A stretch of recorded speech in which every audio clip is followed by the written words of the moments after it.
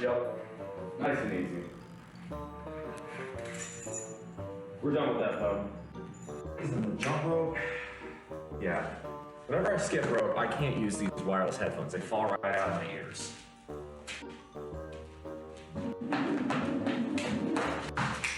So of course, it would be helpful if I could get the rope itself not to fall out of my hands. Finish my protein shake, then we'll hit this. New name, who this? Yes, sir. For those of you who don't know me, my name is BullMuscle. For those of you who know me as Beer Battered Aggie, yes, I'm going through a rebrand. This seems like a pretty good time to talk about that, so let's go ahead and talk about it.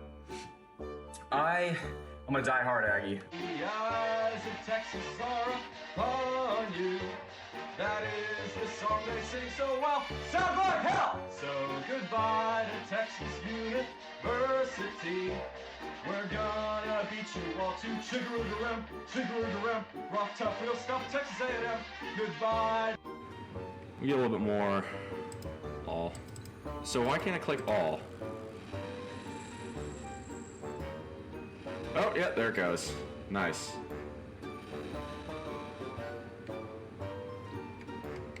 All right, let's do one more bronze bar. If you adopt the mindset, and this is a quote from Jacob Fisker of Early Retirement Extreme, if you know that guy, 10 points to you.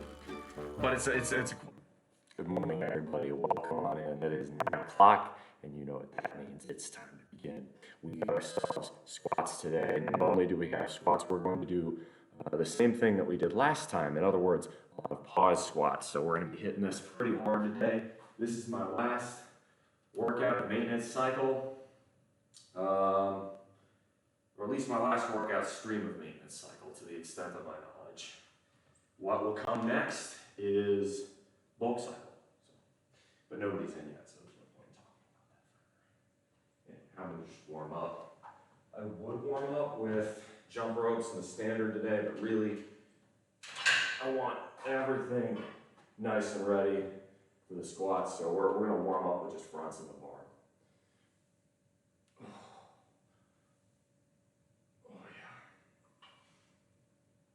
And just let it sit for a moment.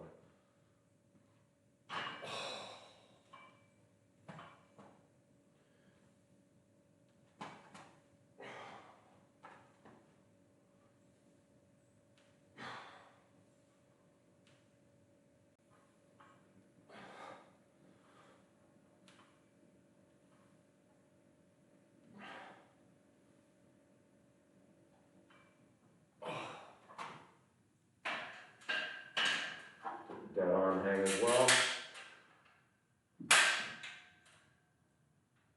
Just let the spine decompress.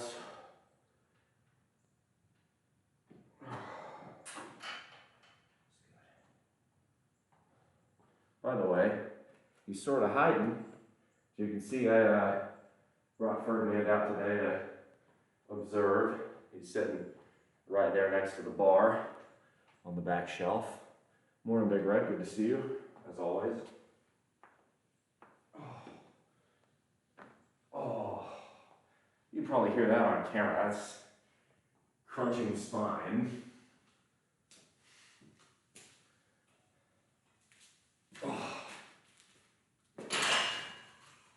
So, pause squats. Now, Big Red, if you're the only one in here, you saw me do pause squats last week, so I'm going to do it this way again. I'm just going to do my regular workout. We can talk about whatever. If more people show up, great. But, no point in. Alright,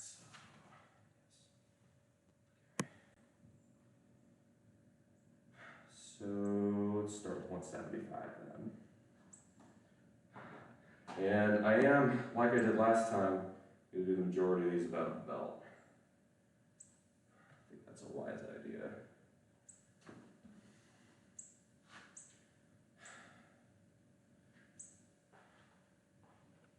Oops, should have done that.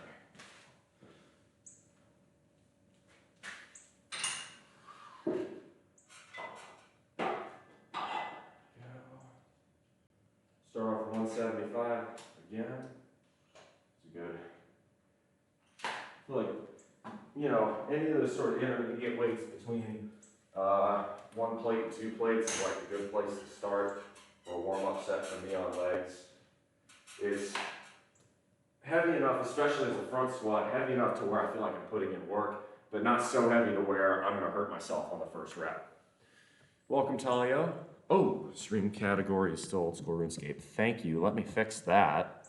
Completely forgot to change that, thank you.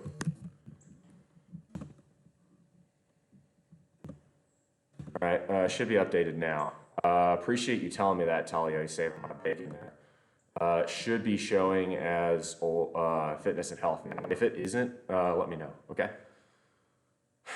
The procedure, the Cats versus Bama game. I know this is a really mean comment, but I can't resist. Are you talking about football or basketball? Yeah, I know, Big Red. We've reached that point where Bama basketball is becoming a monster as well, quickly. Hey, Nick, appreciate you popping in. Thanks for the lurk. I always appreciate, you know, even if you're just lurking in here, you know, posting that does actually help within the algorithm. It tells the algorithm, hey, you know, these people, it counts it as an active chatter. So it actually does help my numbers, even if the only thing you ever post is exclamation mark lurk. So I do actually really appreciate that. I feel like that was mean, Big Red, but college football, hey, to be honest, at this point, it's a fair question to ask. Start the electric funeral.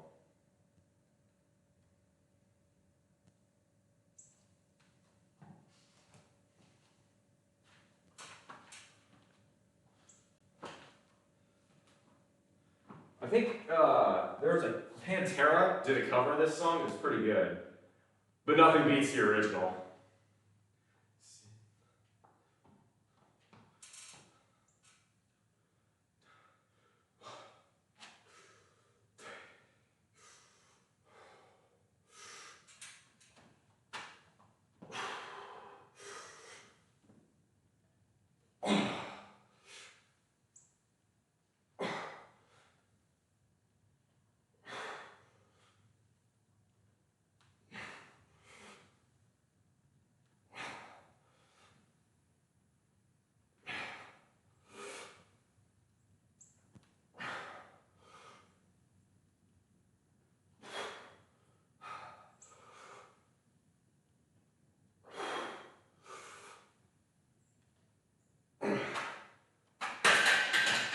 Yeah, that felt pretty good.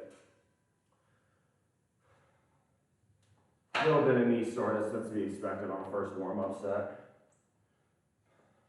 Dying world of radiation, victims of man's frustration.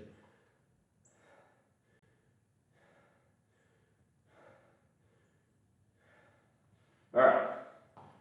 So for these, they are pause squats.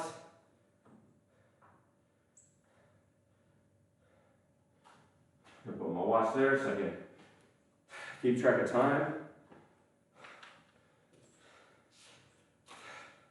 Now last time, we were at a set of 6, 2 sets of 8, and a set of 10 at 250 pounds, repping from 80 seconds under the bar to 122 seconds under the bar. That last set was fantastic. Anytime you're spending 2 minutes under the bar with more than your body weight loaded on it, you're going to be stimulating a lot of muscle growth. That is a ton of time under tension. So, today, however, I would like to decrease the reps and increase the weight. Like sets of 6. So, for that, we're going to still do the same 3-second pause, but we're going to look for slightly fewer reps and slightly more weight. And the reason my first set, I'm thinking, was only 6 reps last time, And somehow it went up to 10 for my fourth set, even though, you know, in theory I'd have more fatigue built up, is that I was getting used to it. I'm very much new to the idea of pause squats. This is still new territory for me. So learning it, getting a feel for the motion, still very much new. So because of that, especially that first set when I tried it a week ago, you know, I was going to play a little bit safe. That's the wise thing to do. But now, having done that a week ago, I feel a little bit more confident, feel a little bit more like I can handle it. So, where does it leave us? I'm going for no more than 6 reps on any squat set with this today. The goal is going to be still 3-second pause between sets, and then as much weight as possible at 6 reps. So if I get 6 reps, it feels fairly easy here. I'm going to look to go up to 85, maybe 295. I don't think I'm going to go for anything above 300. That's probably not a good idea because I'm still fairly new. But we'll see. You know, if I rep 6 and it's real easy, maybe we'll go there. I doubt we will, but we'll see. Okay.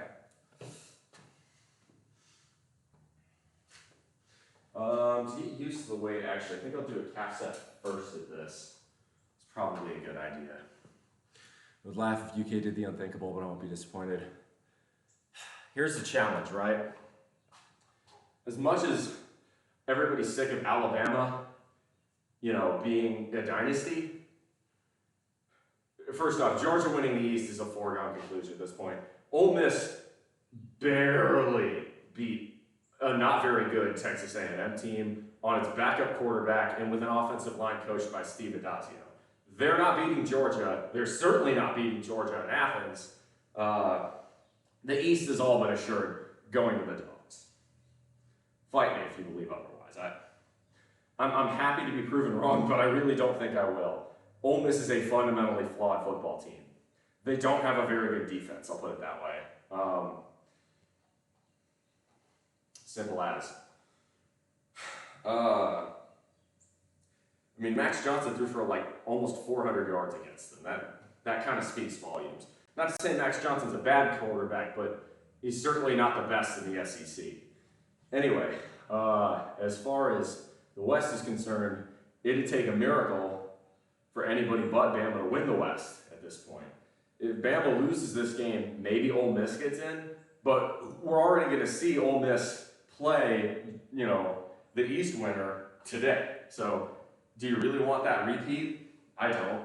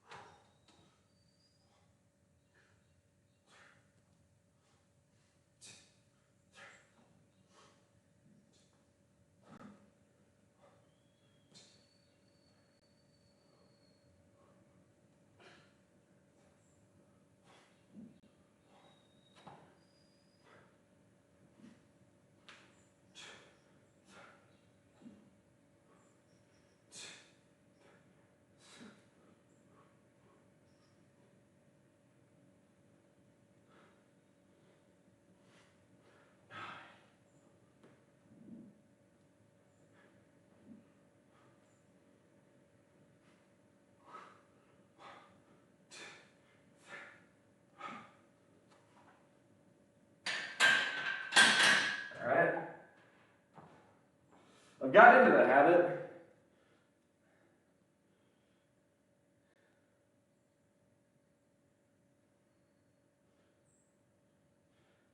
the habit of doing calves as a way to really prep my body for what the weight's going to feel like for a squat. It's kind of up to you if you want to do that, but I've really enjoyed it so far. So, you know, take that for what it's worth. Also going to set up for 20-pound dumbbell for overhead for pullovers.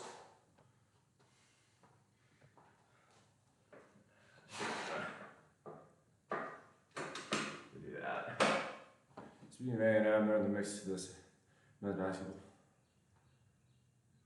MCB, men's college basketball. Oh, don't kid yourself. No, we're not. Look, Texas A&M basketball, it's a pleasant surprise when we make the NIT. We were decent last year. We had a good run of it last year, but A&M is not a basketball powerhouse in any sense of the term. We're never going to win the SEC in basketball. We have a better chance of winning it in football. And that says volumes because Jimbo Fisher is not going to win it for us in football. Guiding Light TV, thank you very much for the resub. I do appreciate that a lot. All right. Enough yakking. I do need a better song for this though. Let's stick with Black Sabbath, go Sabbath, Bloody Sabbath. So this is 275. As always, on form here. The goal is to, at bare minimum, get it parallel. I want to be below parallel, so definitely, if you guys can, watch my form, watch my depth very closely, watch my knees, make sure there's not as much, not any valgus where they're kind of pushing inward. We want to avoid that. The goal here is go down, pause for 3 seconds at the bottom, breathe, and push up, explode out of the hole. This is only 275, so it's not going to be, this is nowhere near my max. Not trying to brag, but I'm going to do this for 6 pause reps. The idea is to build explosiveness. Okay? Okay.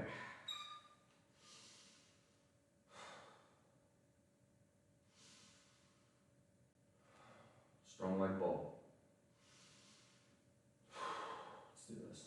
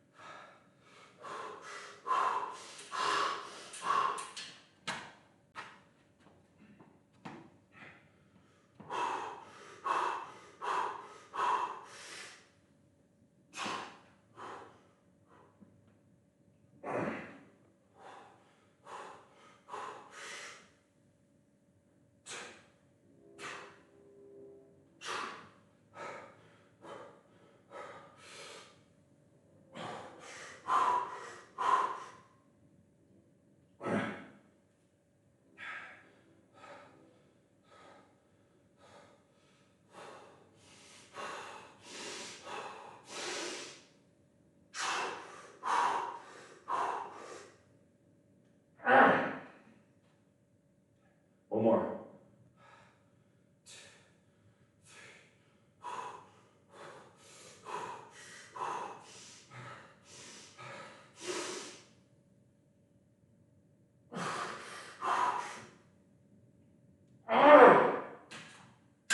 Not bad.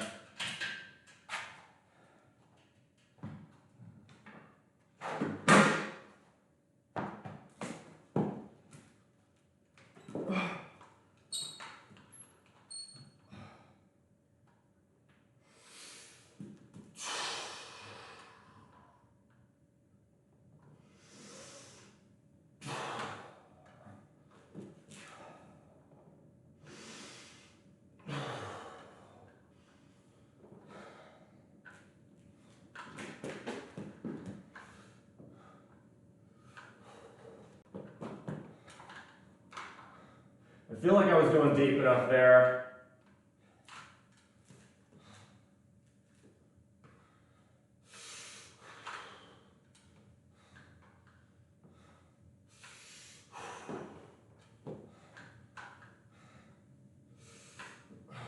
Back feels pretty good. That's a good sign, it should.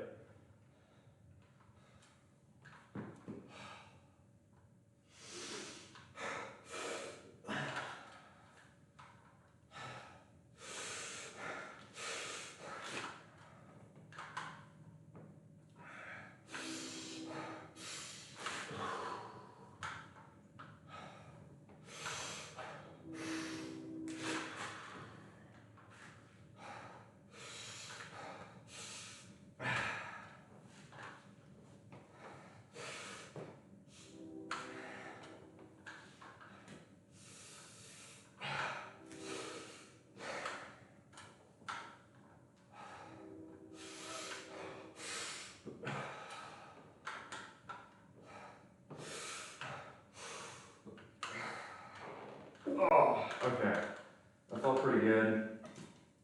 I think.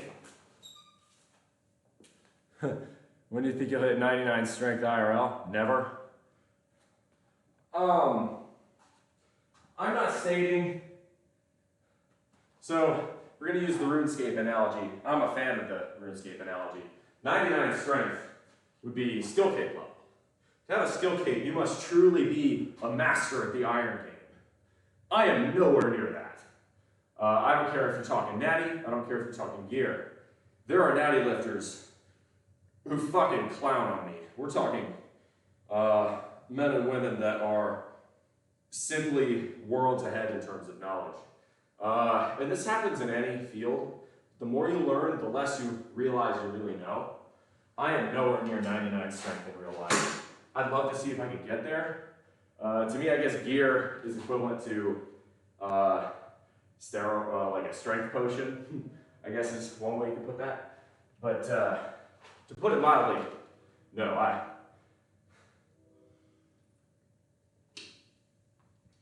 I'm nowhere even near my natty ceiling. If I had to guess, I think I would call your natty ceiling 99 strength. You can get to your natty ceiling. So for me, I would say that's got to be at least bench twice your body weight, probably squat close to 3 times your body weight, at least 2.5 times, and deadlift 3 times your body weight. I'm nowhere near that. I could deadlift twice my body weight, squat almost twice my body weight, and bench more than 1.5 times my body weight, but I am nowhere near that level of strength. I wish. That's fanciful thinking.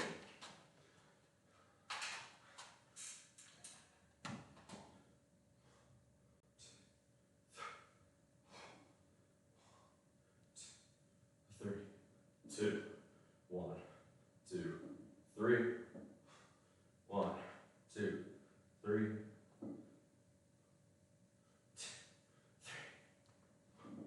1, 2, 6, 7, 8, 9, 10, 11. Whoa. 12.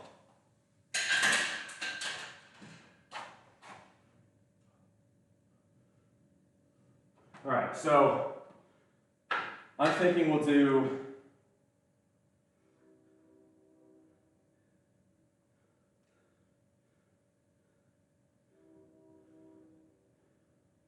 one more set at 275. I'm thinking I'm gonna hit, we'll do one more set of pause squats here at 275. I think we're gonna try and go up weight. I'm not sure if I want to do 285 or 295. And fortune favors the bold. I might try 295. Recently, oh yeah, Caruso, Robert Williams, DeAndre Jordan, Tyler Davis, and Darryl. Yeah, absolutely. Lottery pick, Wade Taylor at 4. For sure. But let me remind you, even in the AC Law days, all right? A&M is 0-6 in the Sweet 16. Texas A&M is not a basketball school. We've had some great players. We've had some genuinely amazing players. Texas A&M will find a way to fuck it up. That's all I'm going to say. There is one thing, my BAS is raging today. It must be Saturday in November. That's how I know. By the time November rolls around, my BAS is in full fucking force, because by this point, any hope or expectations of the season have been dashed. The only thing I've got forward to look into at this point is the merciful end of the season until the roller coaster rebuilds itself and we ride it again, until the next inevitable crash, which will happen in October of 2024. And I guess that's carrying into the way I see basketball.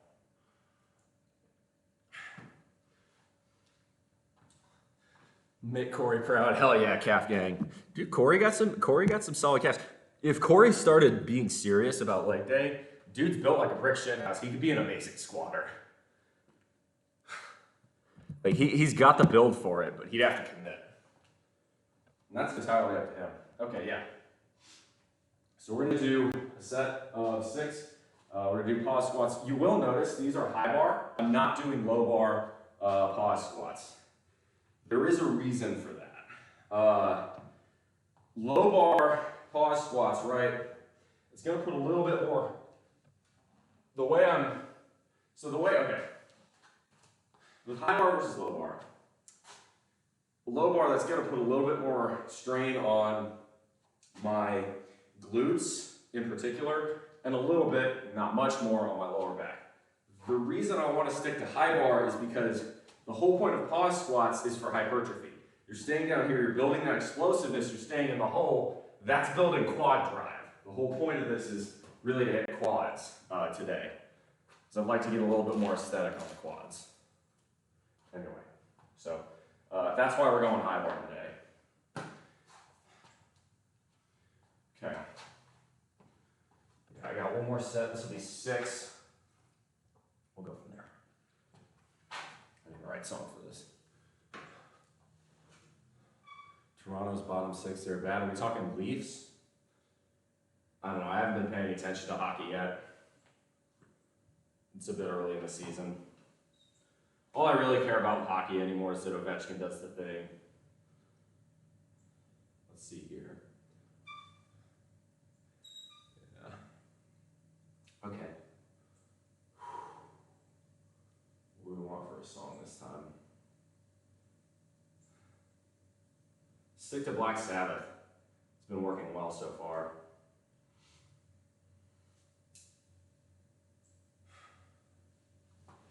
All right.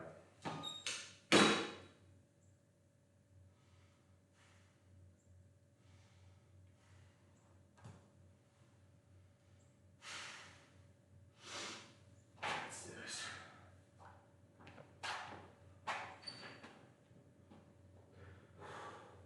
Strong like bull, come on.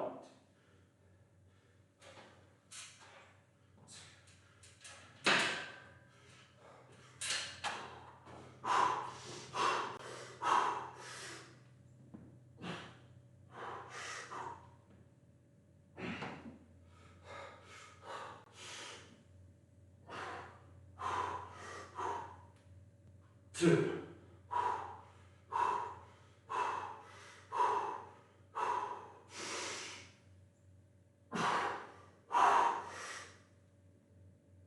Six.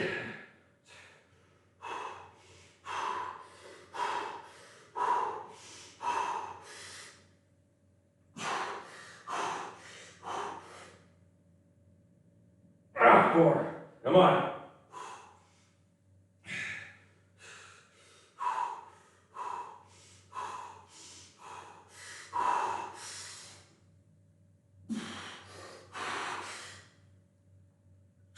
Five, come on! Come on!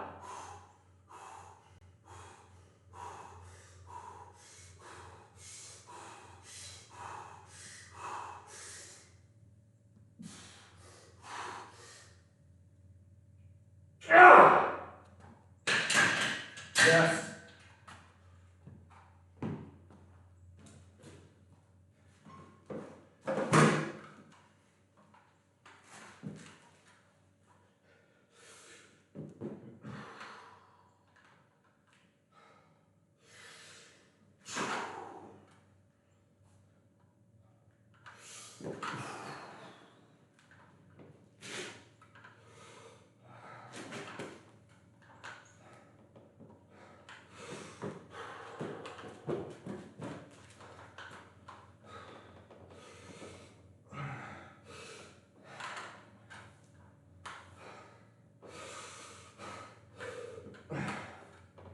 How's the form on that? Deep enough? Valgus, no valgus?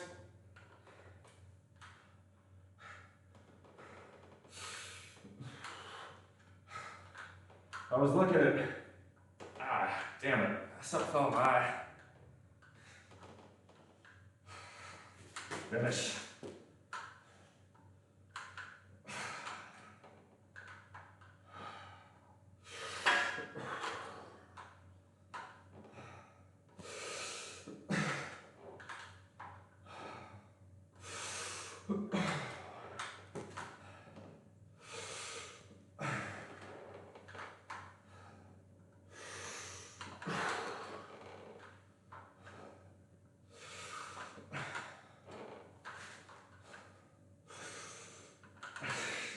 One more.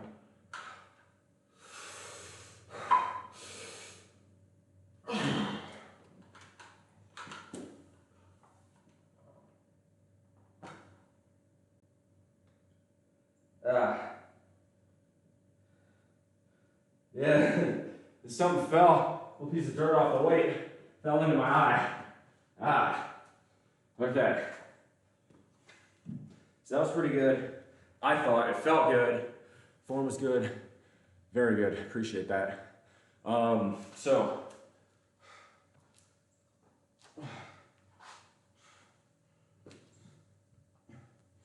we're gonna hit calves.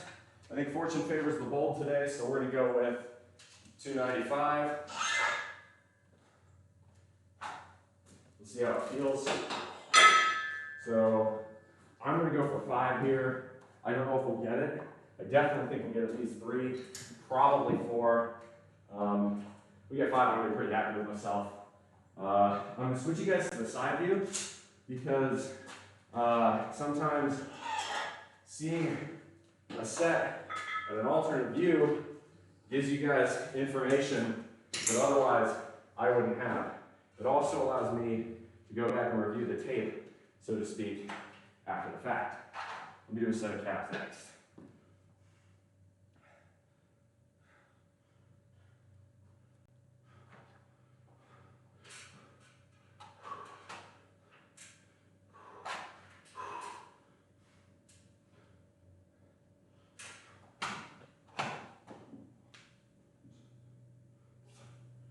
One, 2, 3, 4, 5, 6, 7, 8, 9, 10. Nice.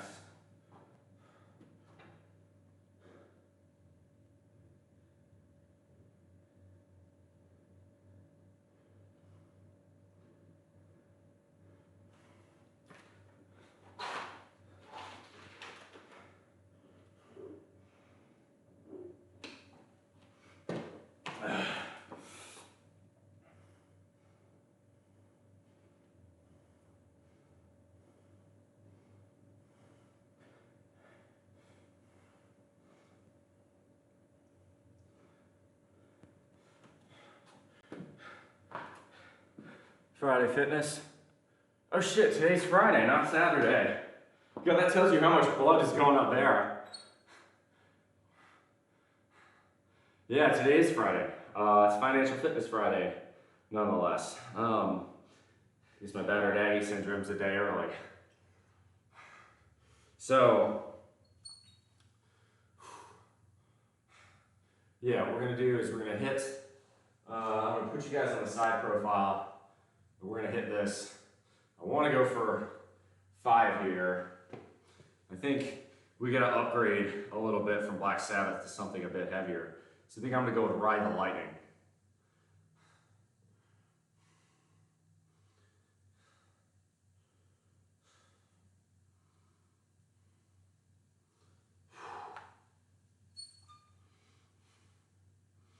Now the question is, do I want to do this one beltless, or do I want to do it with a belt? Last time, the last set we did with a belt, part of me wants to try and do it with a belt, and then next set try low bar pause squats just for really to test it out. I'm not sure if that's a good idea or not.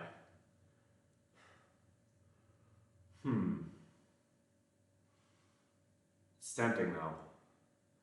It's tempting. Maybe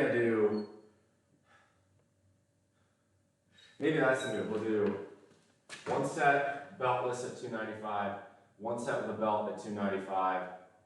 Maybe we pop off to a 5th set low bar at 300, just for poops and giggles. It's tempting. Very tempting.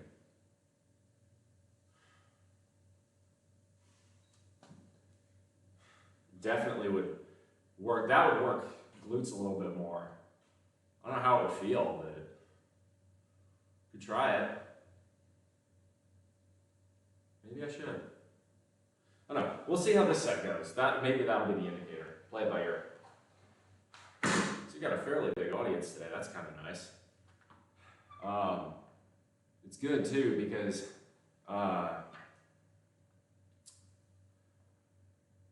you know, this is going to be my last streaming day for a couple of weeks. Tomorrow I'm flying to Puerto Rico. Gonna have a week with my mom, my bro. We're gonna have a great old time. So I won't be back till about like Thanksgiving. Vivek putting a border wall in Canada. So all he's trying to do is stir up the red meat base to maybe consider someone other than Donald Trump. Vivek is a smart enough dude to know that's a completely unserious thing to say. He's just doing it for the clicks. In other words, don't feed the troll.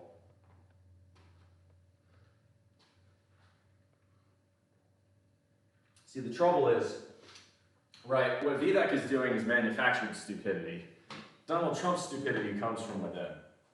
And full disclosure, Trump is he's brilliant at playing politics in the domestic sense. He is completely useless at international politics. And I'm not on team Orange Man bad, but I am on team what's good for America. And a lot of Trump's quote unquote America First policy hasn't really worked. Protectionism's just not a smart idea. Look, it doesn't matter what kind of tariffs you put on imported goods. First off, that makes it very hard for us to export anything because, well, of course, if we put a tariff on imported goods, those countries we're putting tariffs on are going to respond in kind with tariffs of their own. That's entirely predictable. Second off,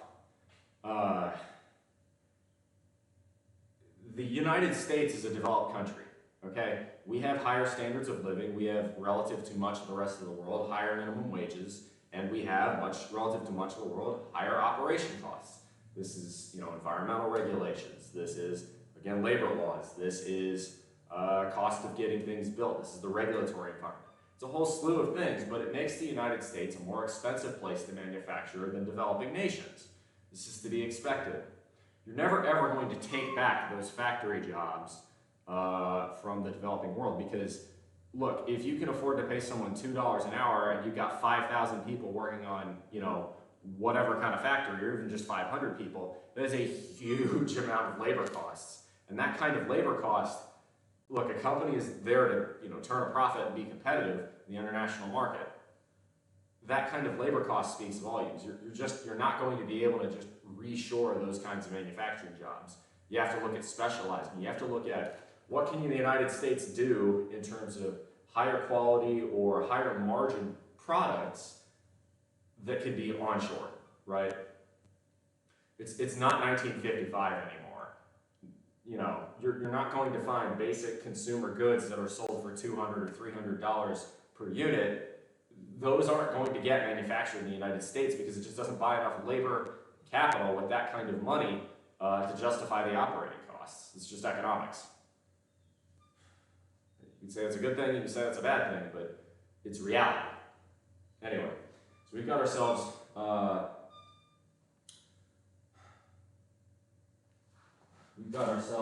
set of, there we go. We'll do that after the set. So we got ourselves a set of, I would like 5 here. We'll see if we actually get it. We're gonna do high bar squat, 3-second pause. We're fucking hit it.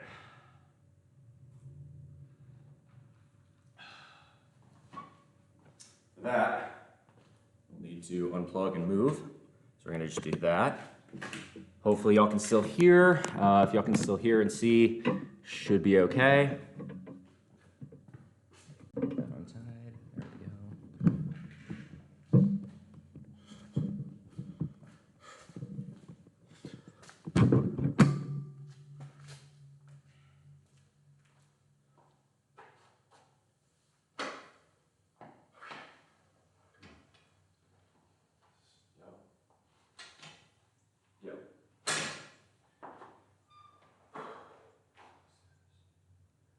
so here you're not going to be able to see valgus as much, but you're really going to be able to see spine neutrality, and you're going to see depth. Those are the two things, if possible, I would really like y'all to focus on it, okay?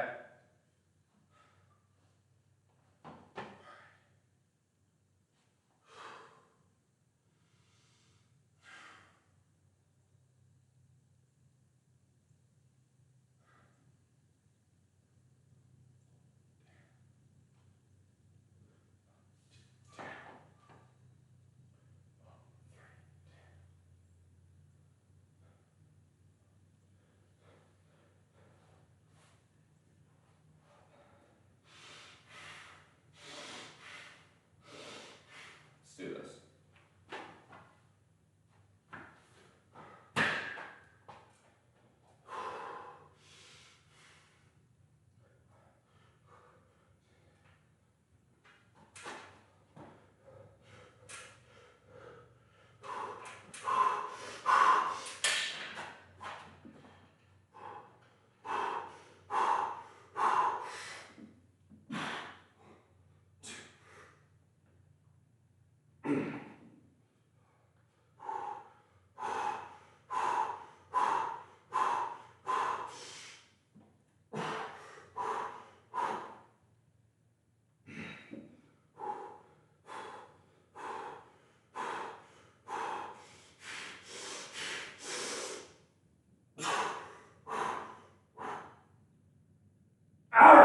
Come on!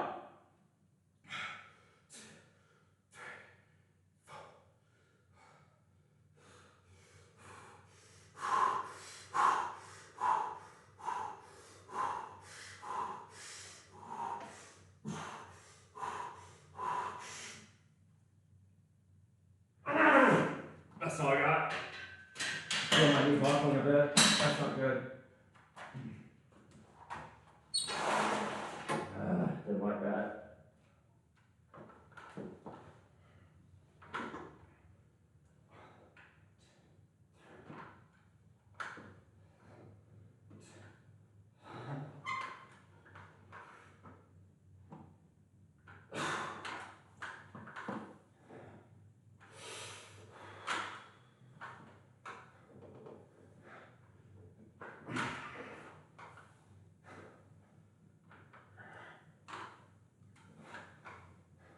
I think we're gonna stick with that. I'm not gonna go up weight. Probably not a wise idea at this point.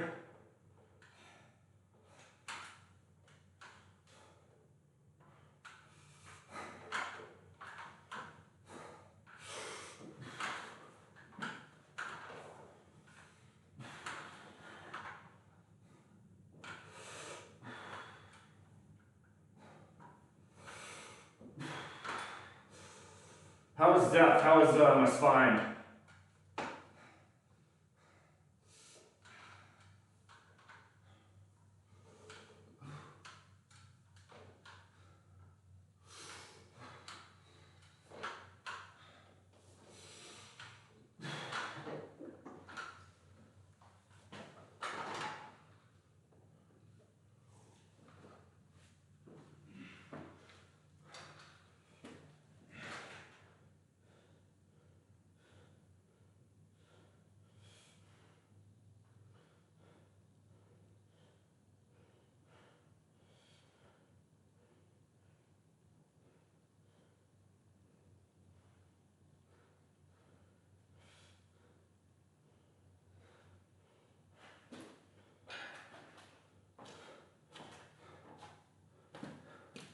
One's for the mega doodles. I love seeing Nikki Haley.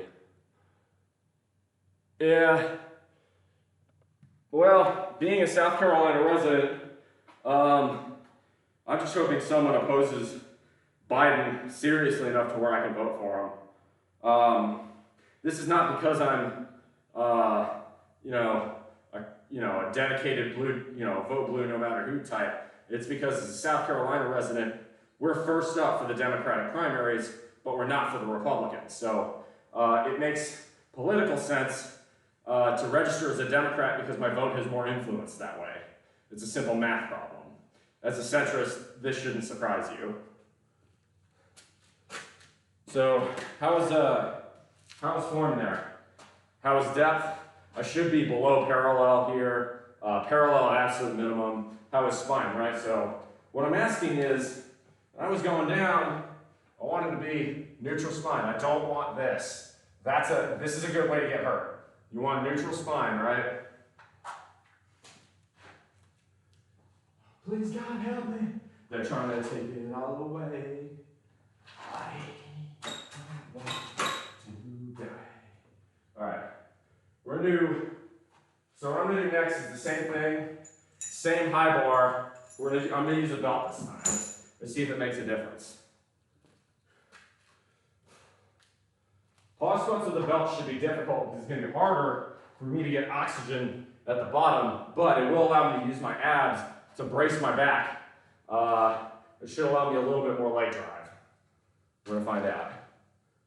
Cool. All right, we're gonna do a set of calves first though.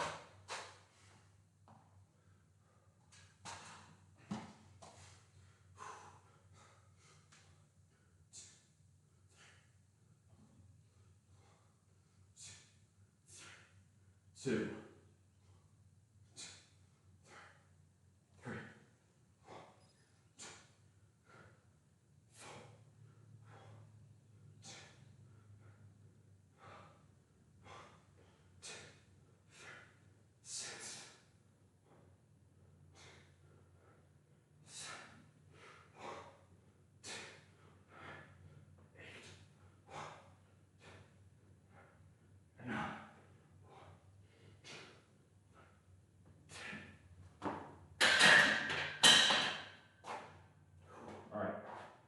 So, this is off balance. Sorry.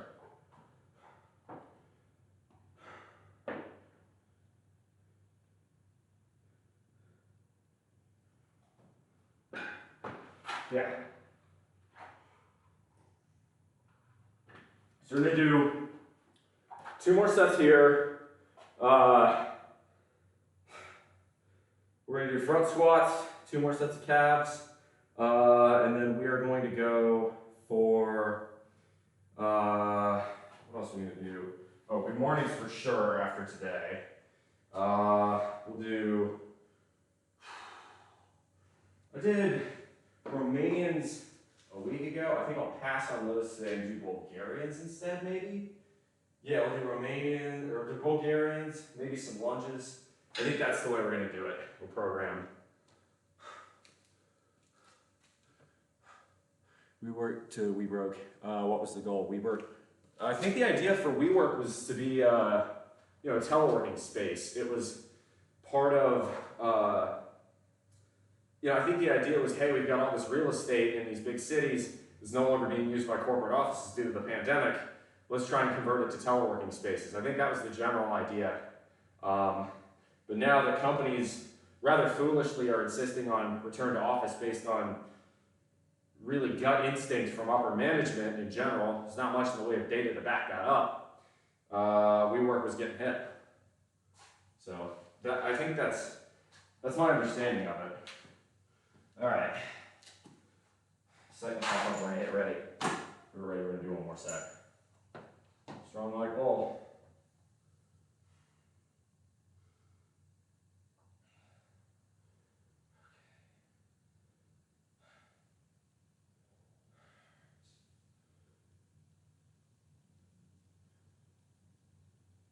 I'm gonna do Motorhead by Motorhead, but it's gonna be the No Sleep Till Hammersmith version.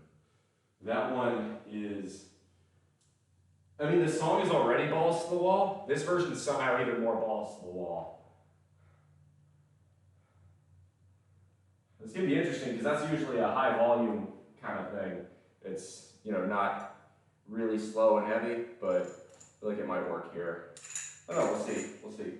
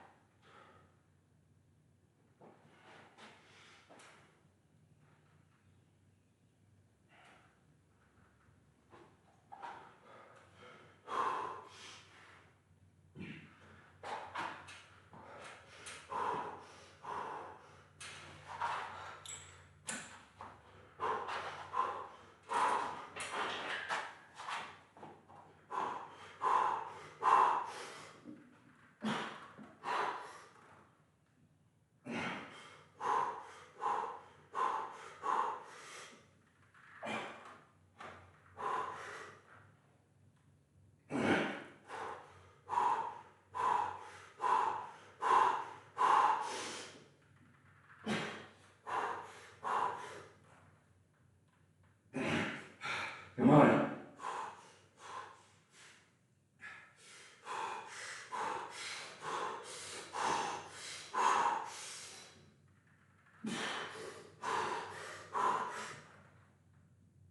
Oh, you got one more.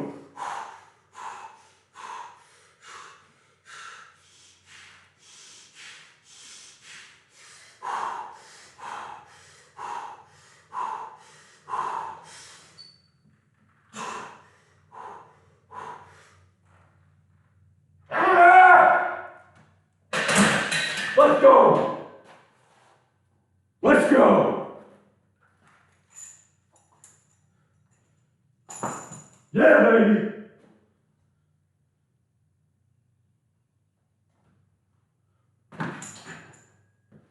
Oh, I felt good. I felt confident. Didn't feel bad at all. Hey, first time chatter, let's go.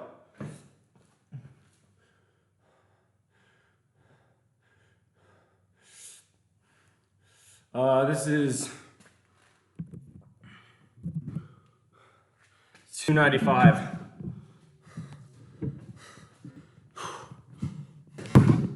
All right, I'm gonna do a set of Raiders. I don't know who Dave Goggins is, but good to see you. I used to toot cracked it. That's a name.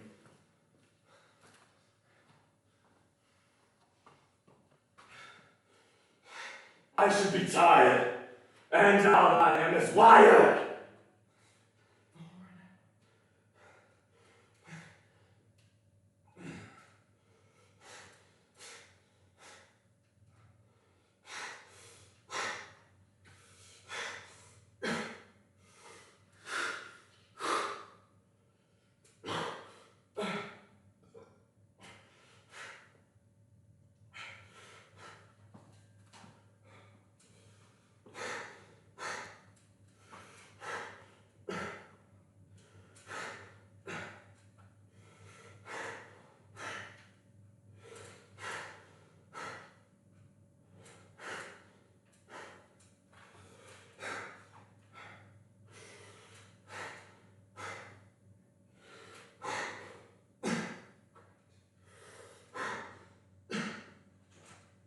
Alright, so we're gonna do one more set of calves at this. I'm gonna try a set of low bar pause squats. I've never done low bar pause squats before, but it sounds like fun, so I'm gonna do it. I'm pretty happy with that. It felt good. I don't know what the depth looked like. I'm gonna go back and review that after the show, but it felt solid.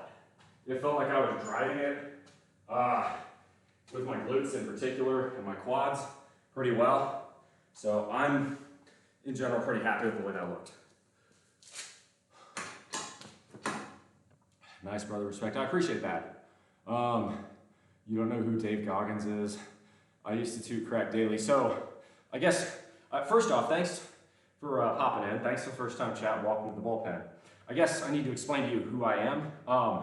I live out in the middle of fucking nowhere, and my workout routine is extremely old-fashioned. So I know who guys like J.C. Highs and Tom Platts are. I don't know who the hell Dave Goggins is. I'm sure he's got a lot of good advice, is what it sounds like, but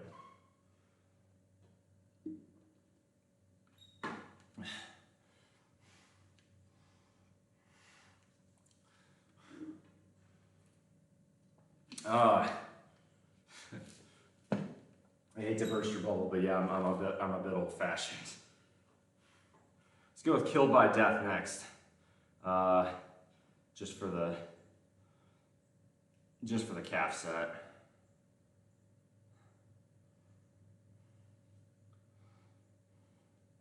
We're gonna hit probably hit dominance and submission for the final heavy squat set. If you've never listened to Blue Oyster Cult, they're good. Now for calf sets, no belt is needed. Come on.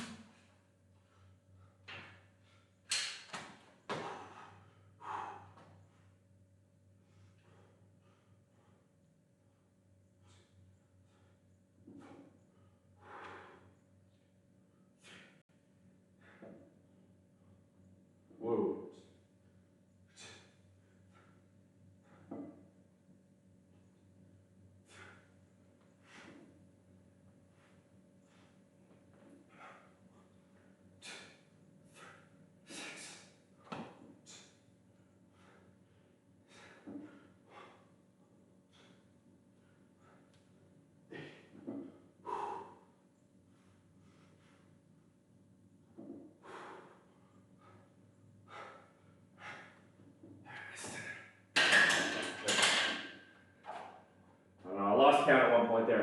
either 9 or 10. I think it was 10.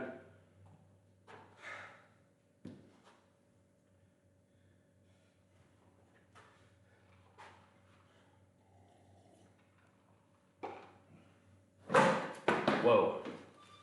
It was the dude who ran. The dude who ran like 200 miles like it was nothing right after doing a marathon. He's ex-Marine. So he sounds like he's really into cardio, especially long distance cardio. That's extremely impressive. He must have an incredible heart, incredible lung capacity. His VO2 max must be off the charts. That's generally not what I do, but I'm guessing the mental lessons applied in hardcore long distance training like that probably apply to some degree for lifting weights. So I'll go search for them. Thanks. Let me write that down actually. Because if I just say I'm gonna remember it, I fucking won't. The blood isn't flowing up here, it's flowing down there. Dave Goggins said U.S. Marine. Of course he was a fucking Marine. Look, the Marines are built different, man. Look, I love the Air Force in particular. You know, my dad served for almost 30 years in the United States Air Force, and they're the best branch. Fight me.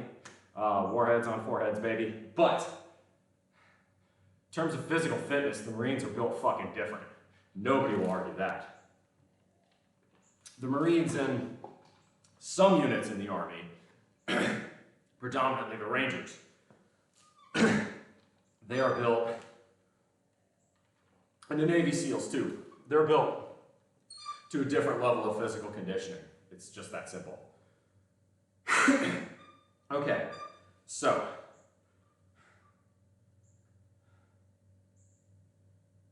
I'm going to get dominance and submission by Blue Oyster Cult queued up. For those of you who are new to my channel, this is the song I use for my hardest core of my hardest core sets, especially the squat. I don't know why it works, but I just know that it does. But why doesn't really matter. Any of those first 3 albums, by the way, for Blue Oyster Cult, what's called their black and white era, that's the original, the first Blue Oyster Cult album, Tyranny and Mutation, and Secret Treaties are just excellent albums that a lot of people maybe just don't know about because they didn't achieve commercial fame until Agents of Fortune, which is of course where Don't Fear the Reaper came from. But their first 3 albums are 100% worth a listen. Okay. So. All right. I'm gonna psych myself up. We're gonna hit this. This is gonna be hard. I'm gonna do pause squat for 3 reps, just like before. The difference is this time I'm gonna do a low bar, and hopefully that means I'm able to bang out 1 or 2 extras. We'll find out.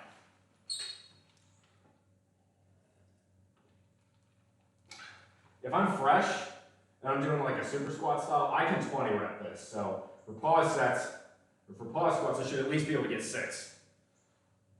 Then again, this is my 5th set, so we'll find out. Radios appear. Back in 1963. I bet you want it. I bet you fucking want it. No, no.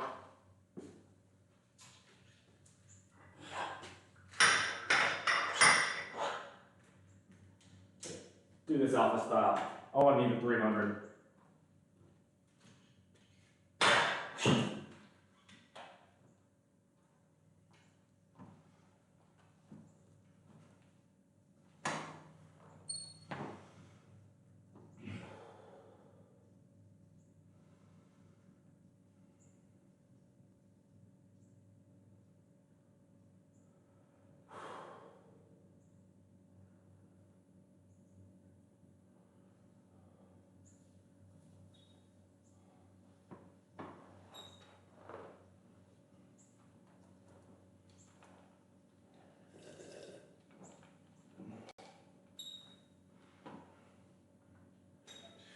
2953.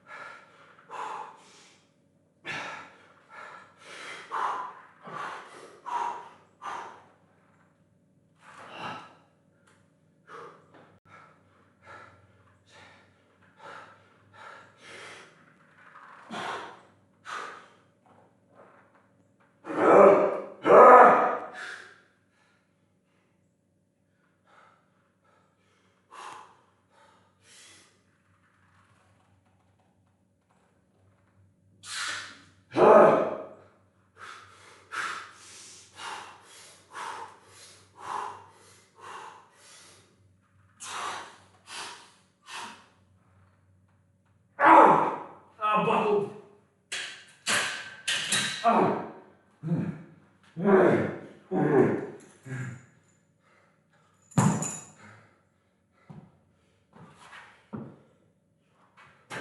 Come on.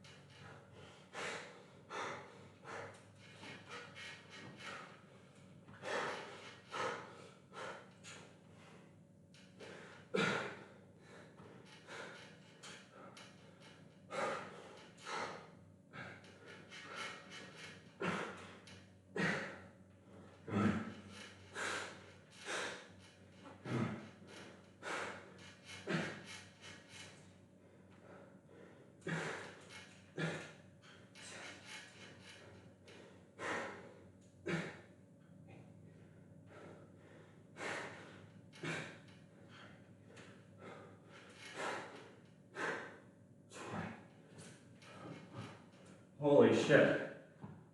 Oh, that was hard.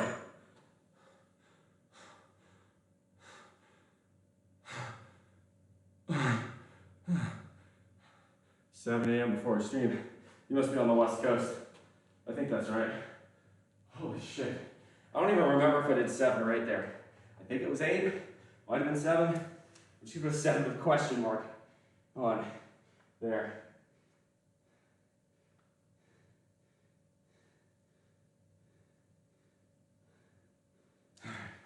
Okay. Okay.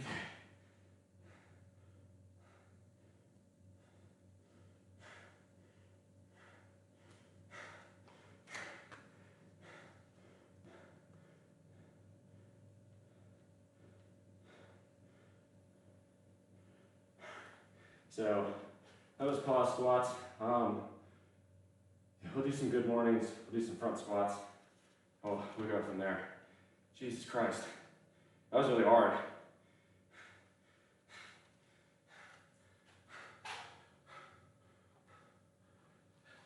Oh, SRS, good to see you. Bro, I was playing RuneScape last night and you missed. Holy shit. That was really hard. I'm still just kind of coming down.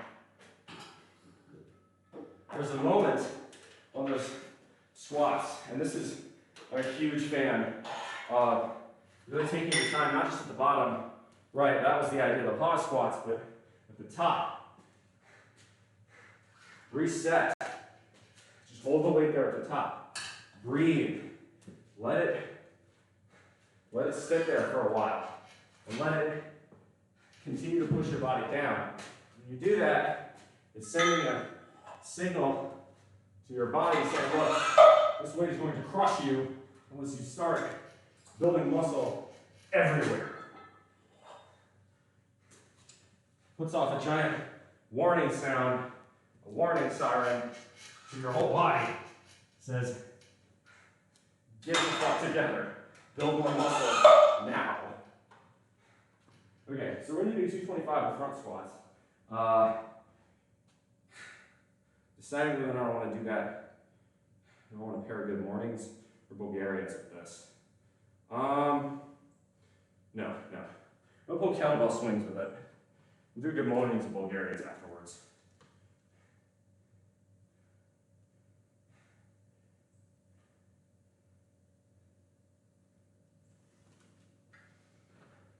I can't do it with kettlebells. That'll be good.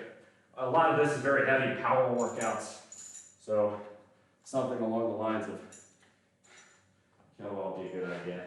For fronts, normally I won't use a belt, but today this is more than body weight, so I think I will. This pump is looking good. I appreciate that, but we're working legs, so.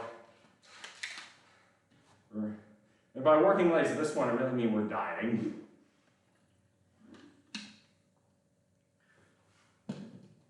That was about one of the more, God, that was intense. I was in another, my mind was in another fucking dimension on those last few reps there. Like, I can't explain it, like you guys don't exist when I'm in that mindset. Nothing exists. The only thing that exists is me and the weight. Even, the first few reps I was able to keep an eye on my watch there, to get an idea of how many seconds I was down at the bottom. The last few reps, couldn't even do that. I was just guessing. Kill the King by Rainbow. Good. This is why I love having you in chat, Big Red. Kill the King Rainbow. Okay. The question is, do I want to do a set of kettlebells first or a set of high or front squats first? I'm thinking the answer is front squats. Especially right now, I'm still used to having 300 loaded. 225 shouldn't feel as hard. Now, because these are fronts, I definitely want to go for depth today, but if I'm only doing sets of 5, so be it. I want at least 5. If I get 6, I'd be pretty happy. If I get more than that, well, this set I probably won't, because if I get more than that, I'm probably shooting myself in the foot for the following 2 sets. I've still got a fair amount of volume to do.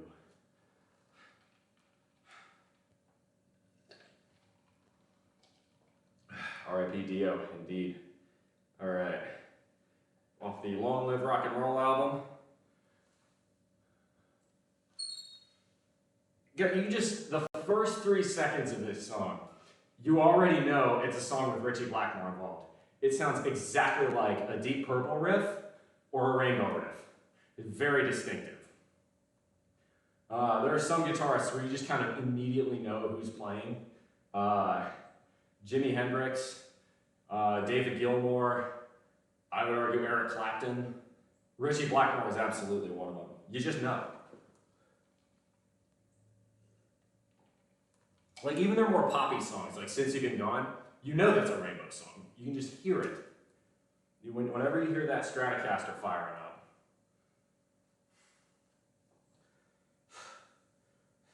All right. Let's do this.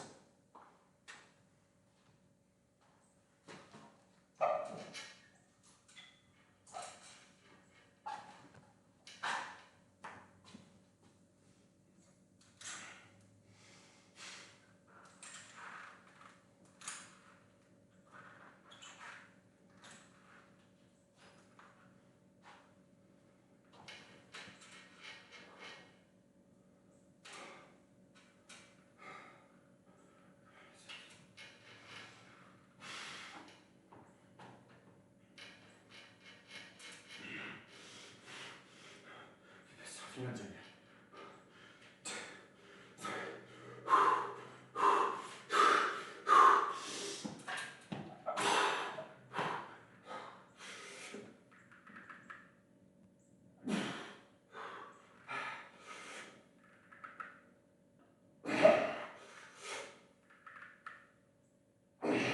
Come on.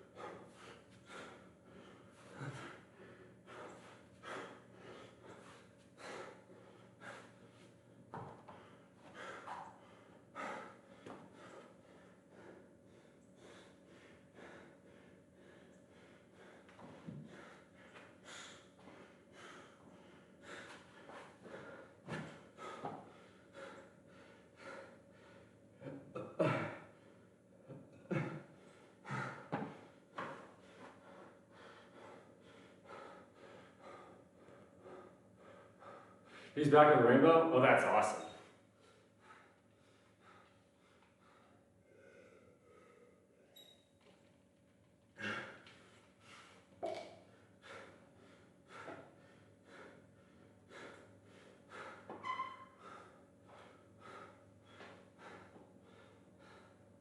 Says it's time to check in. It's a bit early. I don't fly out till tomorrow. Yeah. I guess Delta must send the online check-in a bit earlier.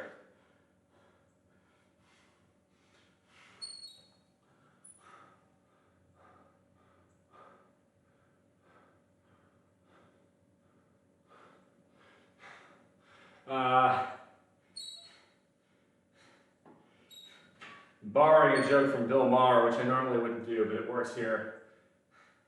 For the modern day far right, there is no bottom unless you're discussing Lindsey Graham.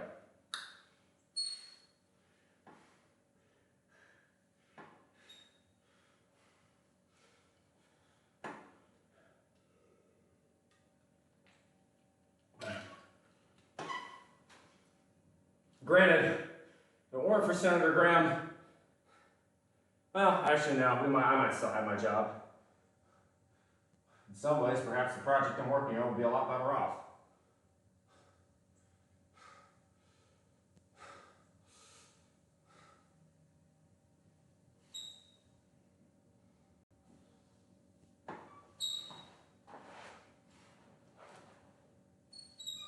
Oh. Okay. So, it's on. Well, when I started this workout, I said I was gonna squat till I could barely fucking stand. We're definitely gonna get to that point. We have 2 more sets of that. Fuck. It'd be really hard.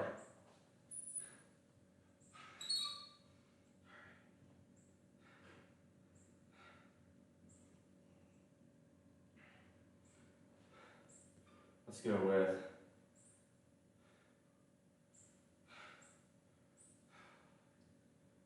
just trying to. I'm trying not to hit the wall. You ever heard of bonking or hitting the wall? I don't want to do that yet. We got very, very close at the end of that low bar set at 300. And I know because it's a cold sweat, all of a sudden I get very cold. When that happens, that's when my central nervous system has officially entered shutdown mode and I have to stop. It doesn't happen very often, thankfully. We go with Crazy World. That one's always a good solid choice. Scorpions were a damn good band. Rudolf Schenker, Klaus Meine. The pride of West Germany, I guess I should say. Although, I mean, hey, my favorite record of theirs might be Crazy World, which is kind of about the reunification. So,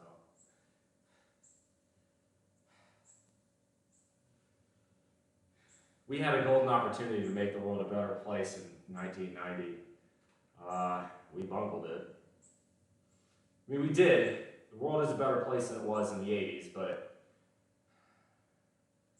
we let Russia descend into madness and chaos, and more or less an anarcho-capitalist state almost, where the powerfully connected from the Soviet era bought up the resources of the country. What we really should have done in those days was a second Marshall Plan. I'm convinced of this.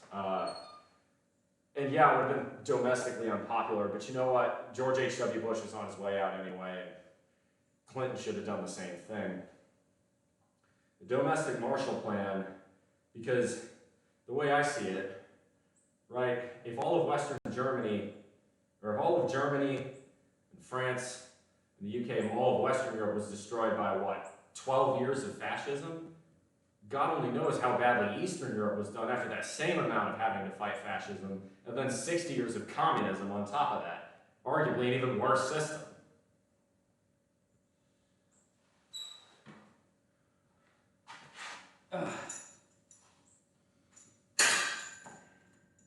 The other one we could have probably handled better was the fall of Yugoslavia, although part of me wonders if that wasn't inevitable. I mean, that had been boiling.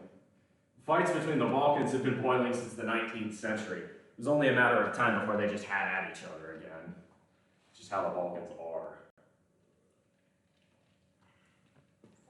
The Serbs wanted to keep being a hegemon through the 90s, and then I guess the Croats, the Slovenes just had enough. Bosniaks. That whole decade in that part of the world was a very nasty place. In some ways I think we helped, in some ways I think we didn't. What to think about.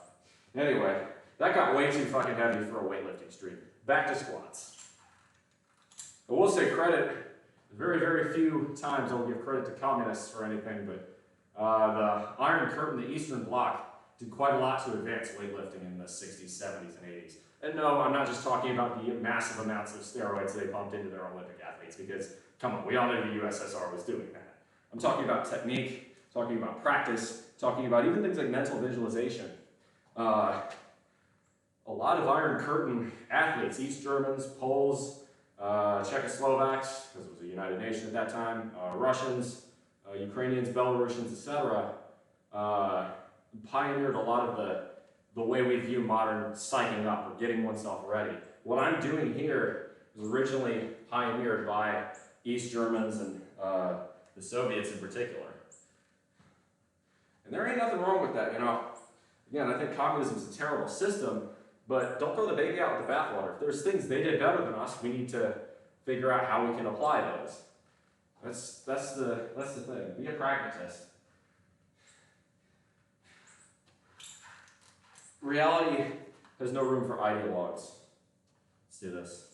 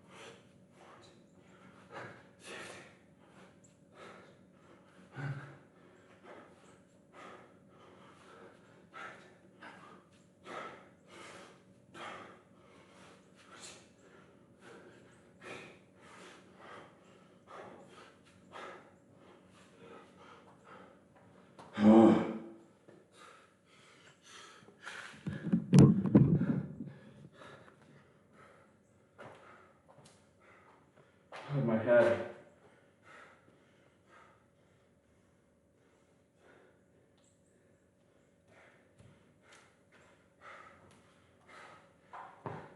This is good though. I'm really pushing my limits today. Yeah, I'm going slow. No, I don't care. I'm having a rest week. So going up to Puerto Rico between now and when I get back. When I get back, I'm diving into the bulk cycle. We're talking 4,000 calories a day, peanut butter, white bread, milk, and more milk, baby. I can't fucking wait for the milk. But as a result of that,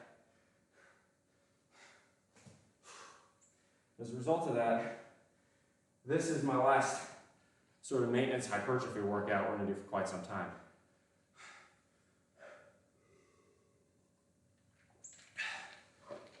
I think in light of that, I'm gonna go and do split squats at a much lighter weight. It's probably a wise idea. Because we get back, I'm not sure what workout program I'm gonna start with. Kong, you try Texas method, West Side method, could do another 3 weeks of super squat. I might see what method is gonna get my deadlift the highest.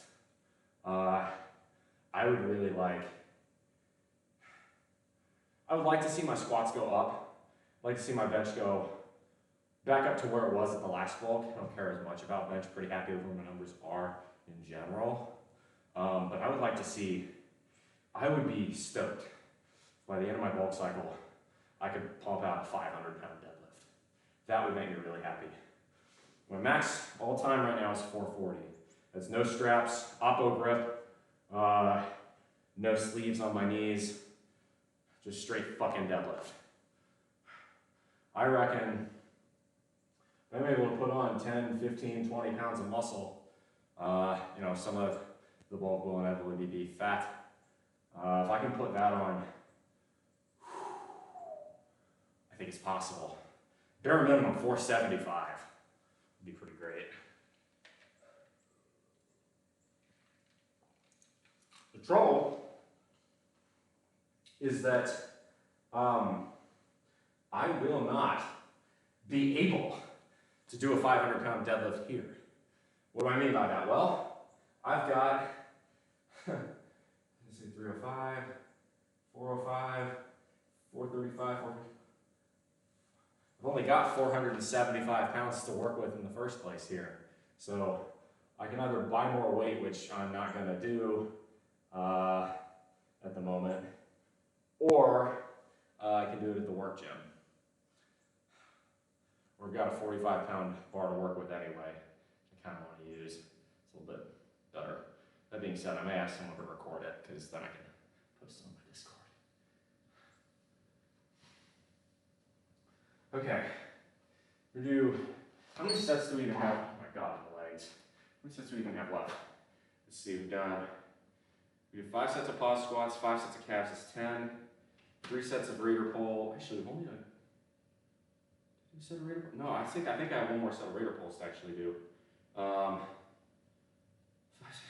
That's 5, 10 sets of calves. We'll do 4 sets of front squats. We did 1 earlier. This will be my 3rd. So that's 14. 3 sets of kettlebell swings will be 17. Pullovers, raiders, I guess this is 23. So we'll do, beyond that, we'll do 3 sets of good mornings, 26. Probably 2 sets of split squats and 2 sets of lunges, I'm thinking. We'll do maybe split squats for weight, lunges for hypertrophy. I think that seems like a pretty good plan. All right, baller. Okay, we're into this. Actually, we're gonna pee first. I can feel it building.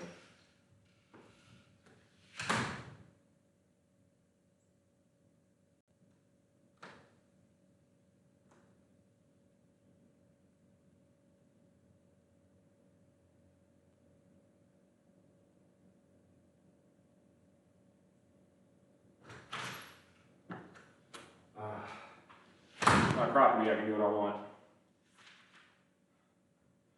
I'm also out of creatine, so I'm gonna have to order more of that. Maybe I don't really want to get too happy of it, because no. See, I'd rather have one than this. That's probably fine. Okay, so we're gonna do one last set of fronts. We're gonna do 1 more set of raiders. We're gonna do 1 more set of kettlebells. We're gonna do 2 sets of split squats. I'm thinking 1. Actually, you know what? I may try it at 215. Go for weight there. Yeah. I may do that. I may just go in order. I may go split squat, lunge, and then 3 good mornings to kind of cool down. I think that's the move. Anyway, looks like chat's a little quiet right now. That's fine. Just sit back and enjoy the show, I guess. Hopefully I don't die.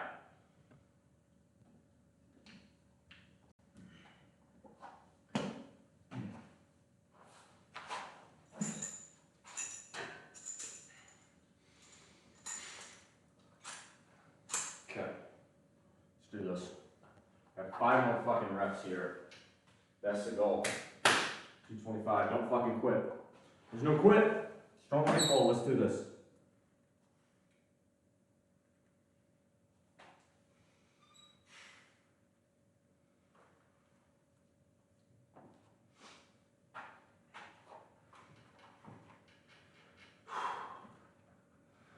Whole point of this is to really drive the quads, hypertrophy, quad building. Well, not really hypertrophy for a 5 sets. You get what I mean?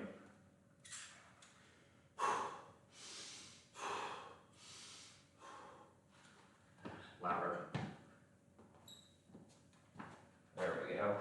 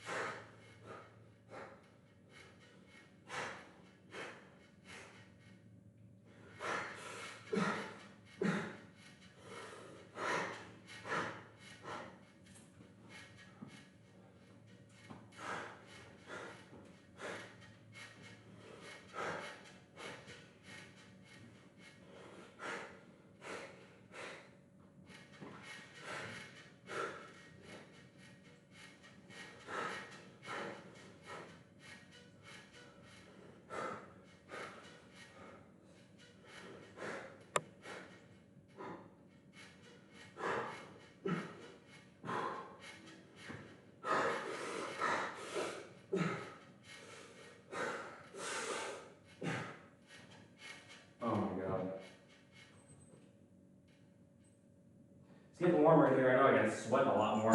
It's already in the 70s. The next sets, I'm not going to use a belt. I don't think it's necessary.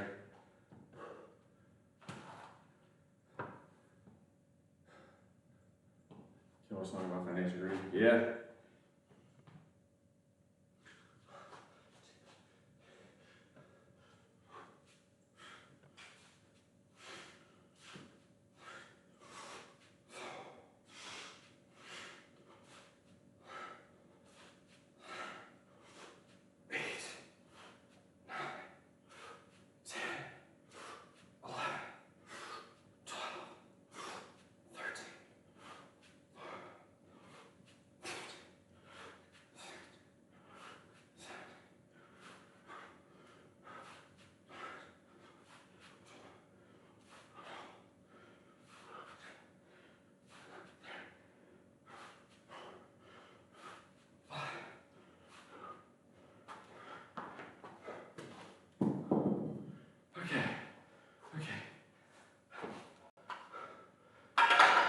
All right, I'm gonna try one set of split squats with this. We'll see how it goes. I gotta imagine probably not gonna get a ton of reps here, but that's kind of the point.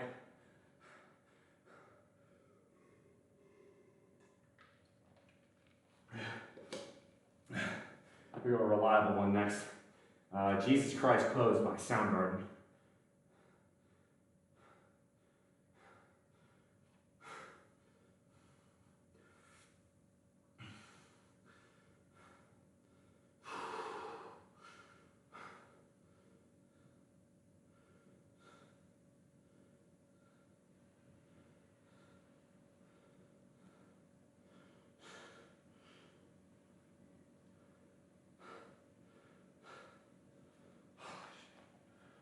Yeah, I am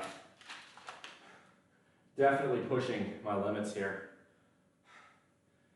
I'm really trying to ratchet up the intensity today, just because I know I'm going to have a week off, but as a result of that, I think my performance as a showman is perhaps a bit under average today. I feel like I'm not able to convey a lot of thinking very clearly right now.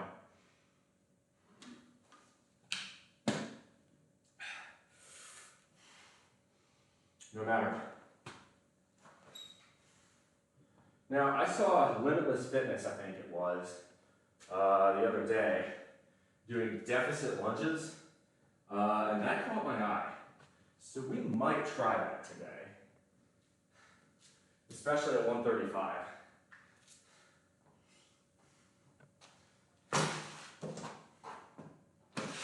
Let's start with split squats first. Jesus Christ, my nervous system's getting shot up at this point. I am reaching a point of exhaustion.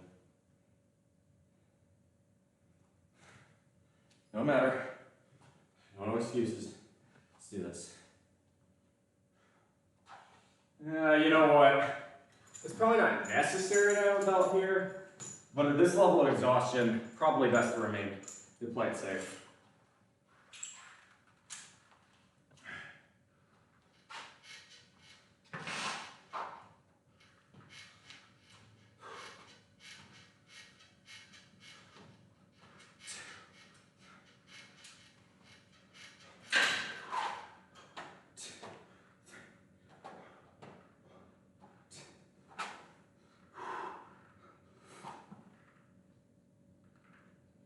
Easy, easy, easy.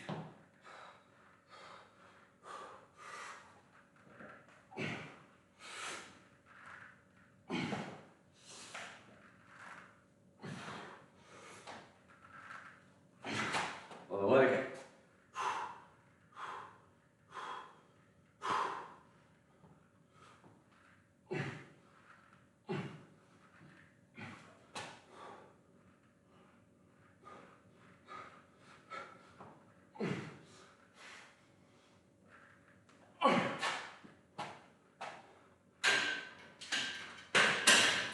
Yeah, that wasn't bad. We'll do a second side of that.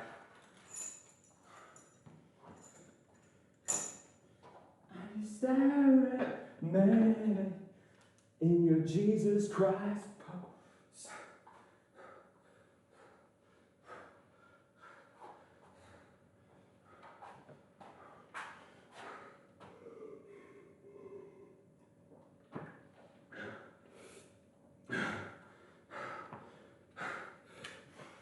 All right, so we're 80% of the workout is done right now. And one more set of splits like that. 2 sets of lunges. Shout out to Limitless Fitness. I think I am going to try deficit lunges. That should be interesting. To do that, I'm going to have to take the bumper plates off instead. Look at that. Look at that. That won't be too hard.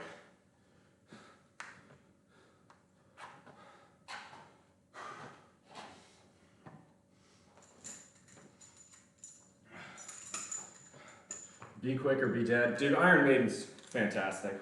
Absolutely 10 out of 10. Love them. To me, Iron Maiden was the 80s equivalent to 70s Deep Purple. Now I get Deep Purple came back, the original lineup in 1984, they had Perfect Strangers, which is a good album. But to me, Iron Maiden took the Deep Purple formula and made it heavier. I think they did it better than other such sort of new British heavy metal bands of that era. You know, Saxon and Diamond Head, even Judas Priest. I think Iron Maiden did it better. Judas Priest was, there's just a hint of progressive rock in what Iron Maiden did. And you talk to Iron Maiden members and they admit as much. It's like, yeah, we borrowed heavily from Deep Purple, Uriah Heep, Rush, bands like that. Sort of their formative. Because they grew up, the Iron Maiden guys grew up in 1970s Britain, which, had its fair share of problems, but I think they were young enough to where they were oblivious to a lot of those problems, and therefore, unlike bands like the Sex Pistols, who came out of a reaction to the maybe pompous early 70s prog rock, a lot of the Iron Maiden guys seem to take some of the lessons from that prog rock and apply it to heavier music. That's just my conjecture, though. All right, let's do this.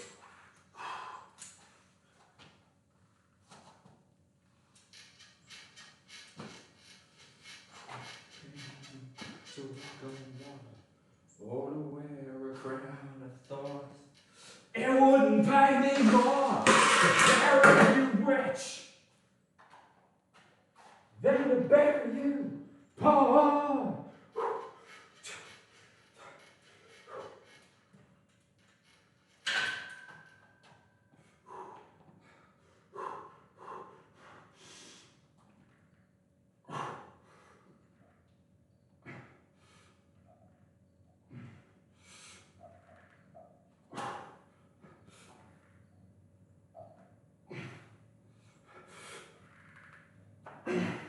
Come on.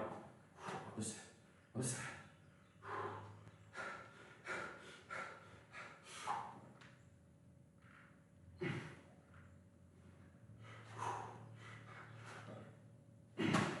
Come on. Reset. Finish.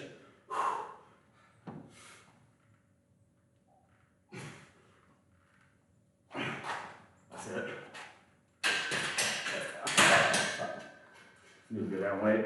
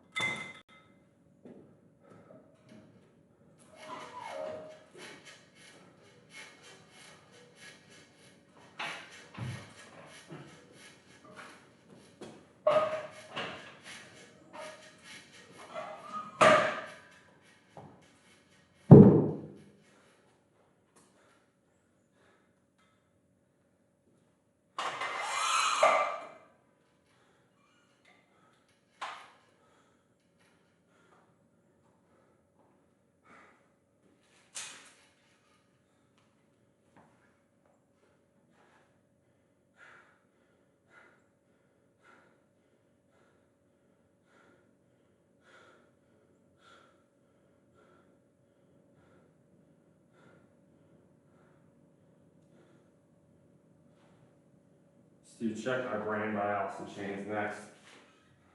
You keep it heavy, keep it small. We're not done. These are the two final really heavy sets we'll do today. Beyond that, we'll do, good mornings. Come on. Whoa! Almost lost my breath. There we go.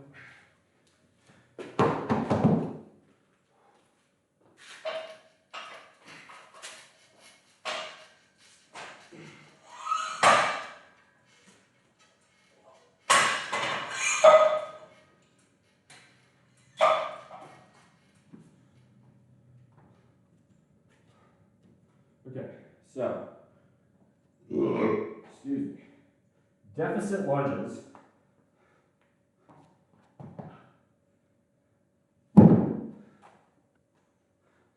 I guess they're deficit split squats. Limitless had a couple of plates like this. You put one foot up on them. Oh my gosh. Okay. That's really going to hit the calves hard. Yeah, 135 might even be too much. That's going to be wild. Hey, Buzzing Ranger, good to see you. Good morning.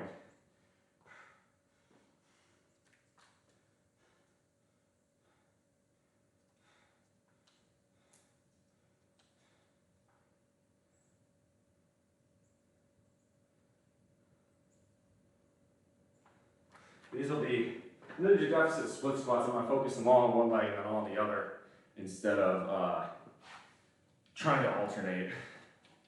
Seems like the better idea. All right, so we got 2 sets of this, and then we have 3 sets of good mornings. I'm going to do a nice low weight, really just kind of stretch it out.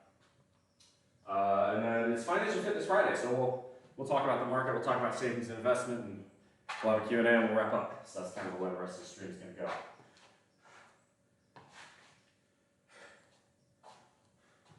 There we go. Let's try this.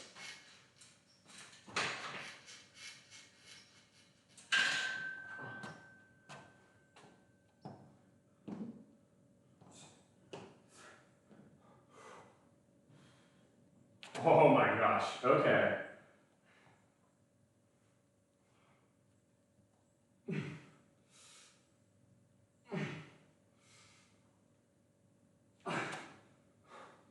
Holy fuck. All right, Limitless, you got something going here.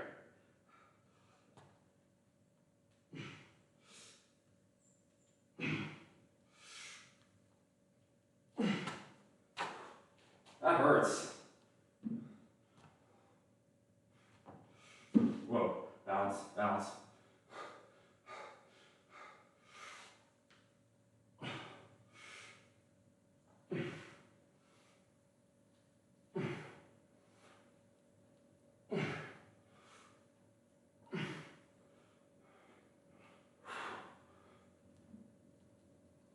Holy shit. Okay. She's not even here. I'm giving her a shout out for that.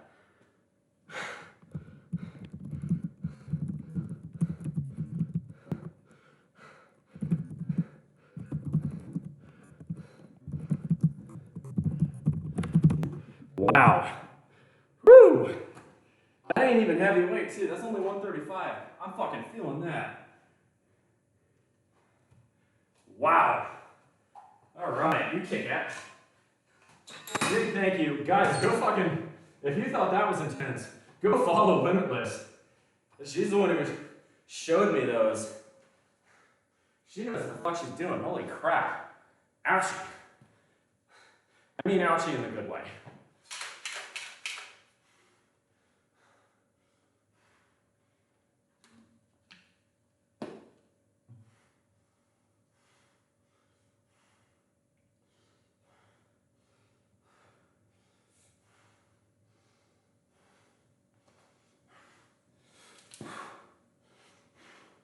So we got one more of those.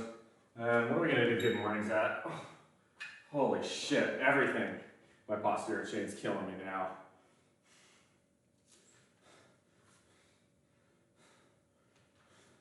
I just did it at 55. I'll try it at 60. I can do that.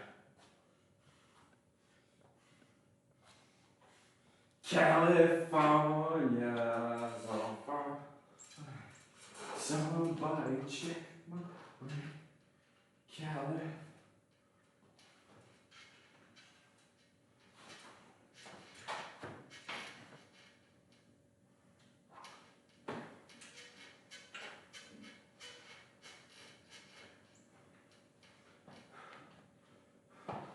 All right.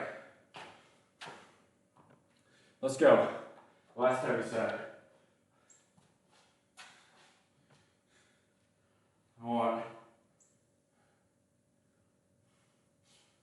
I want something else for this. Check my brain's almost over. Ooh, yes. Let's go with Babe, I'm Gonna Leave You to end it by Led Zeppelin. To end the high intensity sets. There's nothing, it's not like Good Mornings aren't high intensity set, but if you're doing Good Mornings at heavy weight, why? That wasn't a judgmental why, that was a curious, no, really, why? If there's a reason I'd love to know, then maybe I'll do it. Fuck. Oh man. That hurts so bad, I don't want to do another one of these sets, but I got to.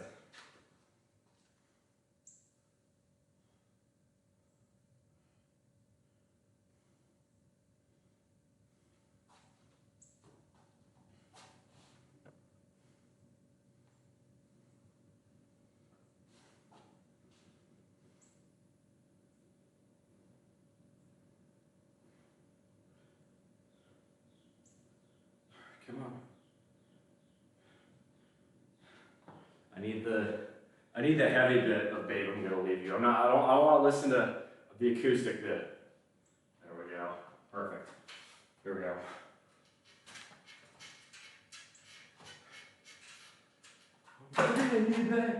Baby, baby, baby.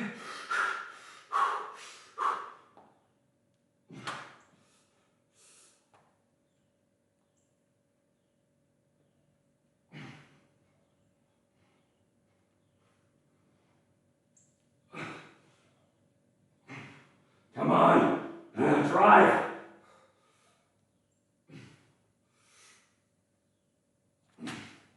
That's 10. Breathe.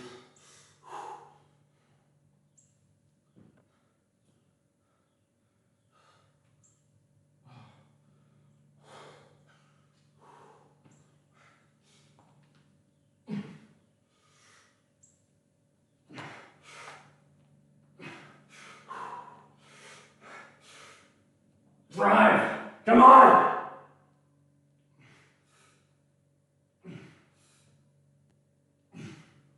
Come on! Come on! Come on! Don't quit! Oh, fuck.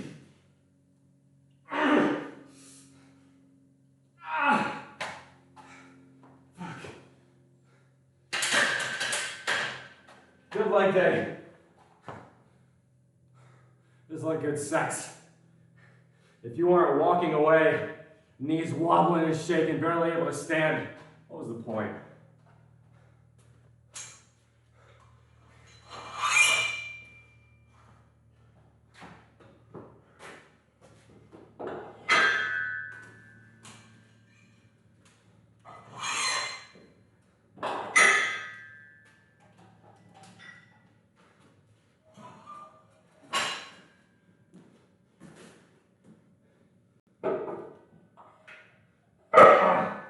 Oh my gosh, everything hurts.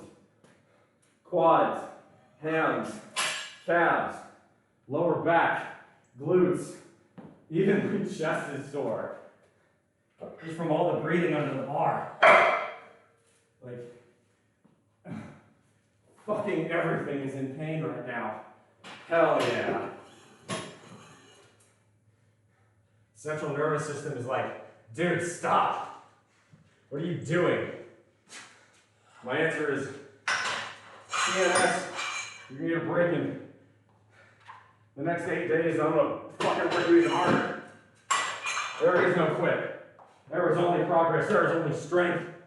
There is only hard work, grit, determination. How much pain are you willing to take? How bad do you really want it? That's what really matters. How bad are you willing to strike, to struggle, to suffer? There is no easy way. It is no pain, no gain.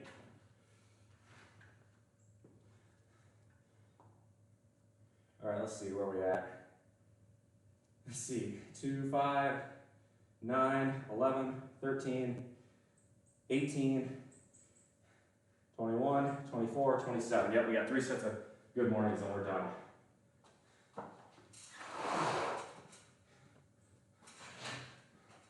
Just how bad do you really want it? That's the actual question.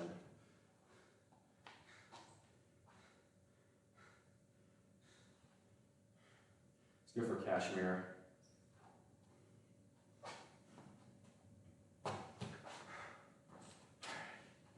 Oh, it feels like I got a hat on now. This ain't nothing. This is lightweight. I mean, it's supposed to be because it's good mornings, but still. All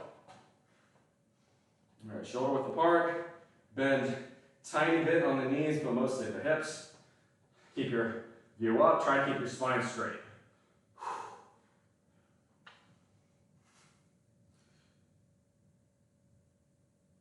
One, 2,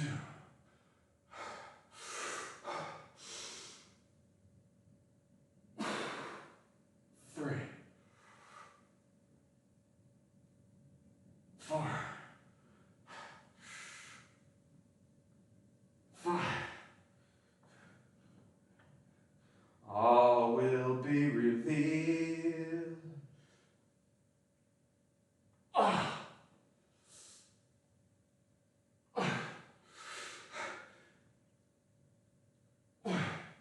Even this hurts.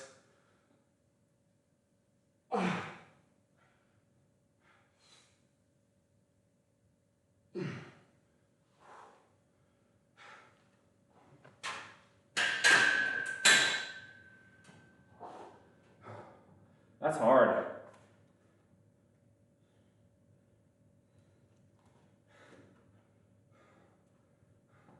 Whoa.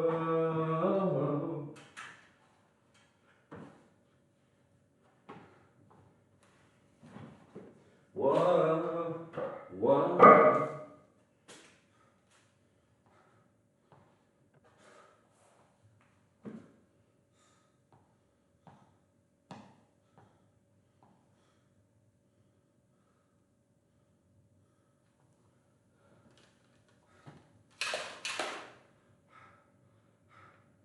We ain't finished. We got 2 more sets of those.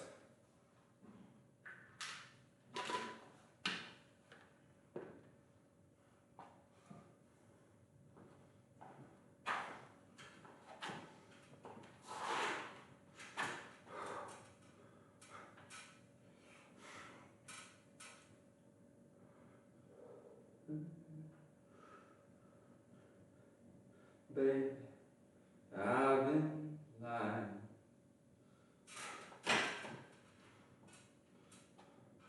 Oh, yeah.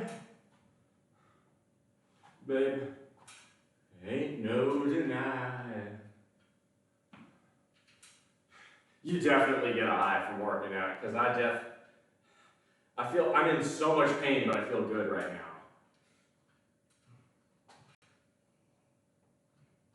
Well, let's fucking do this. No quit.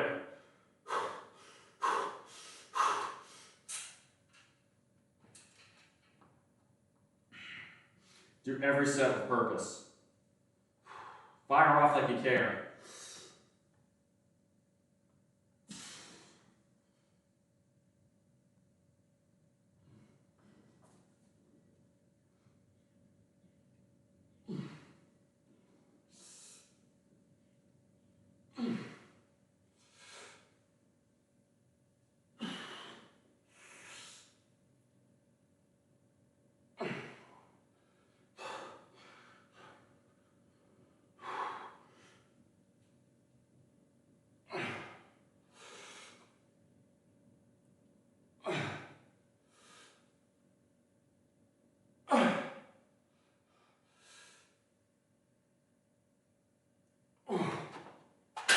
more. Oh, the lightheadedness is really kicking in now.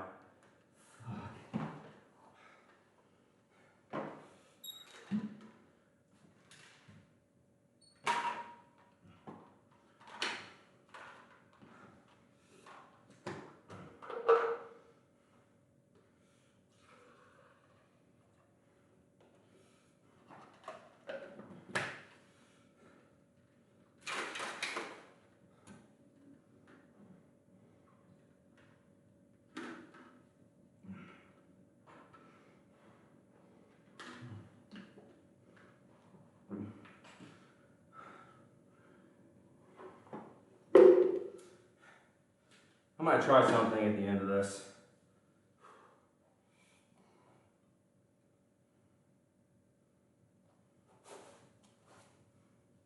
My Shangri-La beneath the summer moon, I will return again.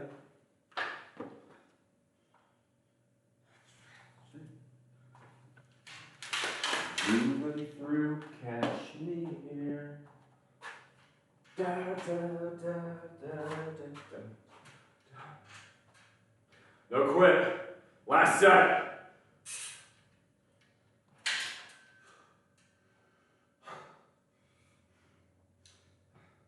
Fire off like I got a pair. Come on.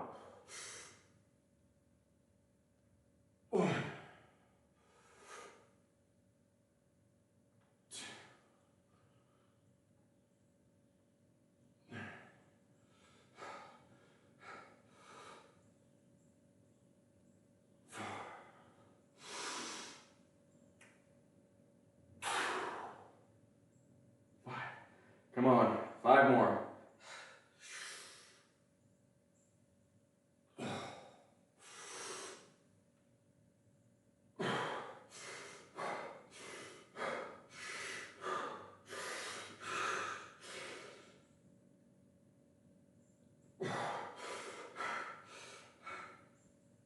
Two more. Yeah.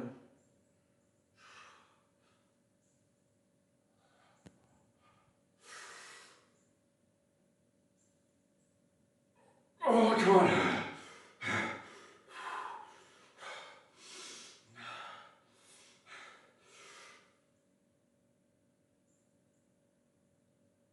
Oh.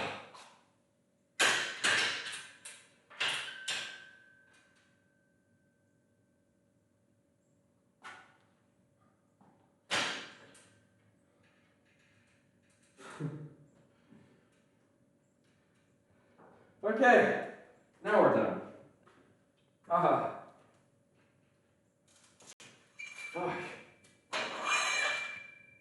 I said it. It's like good sex, man. If you're able to walk normally afterwards, you did it wrong.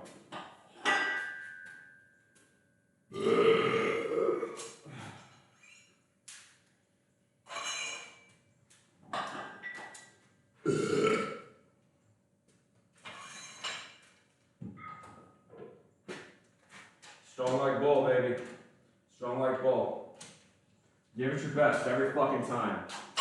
You come in and you're half-assed. Only person you're shooting is yourself. And nobody else gives a shit. At the end of the day, it's all what you do for yourself. All what you do for yourself. Ain't nothing else matter. Alright. Grab a watch.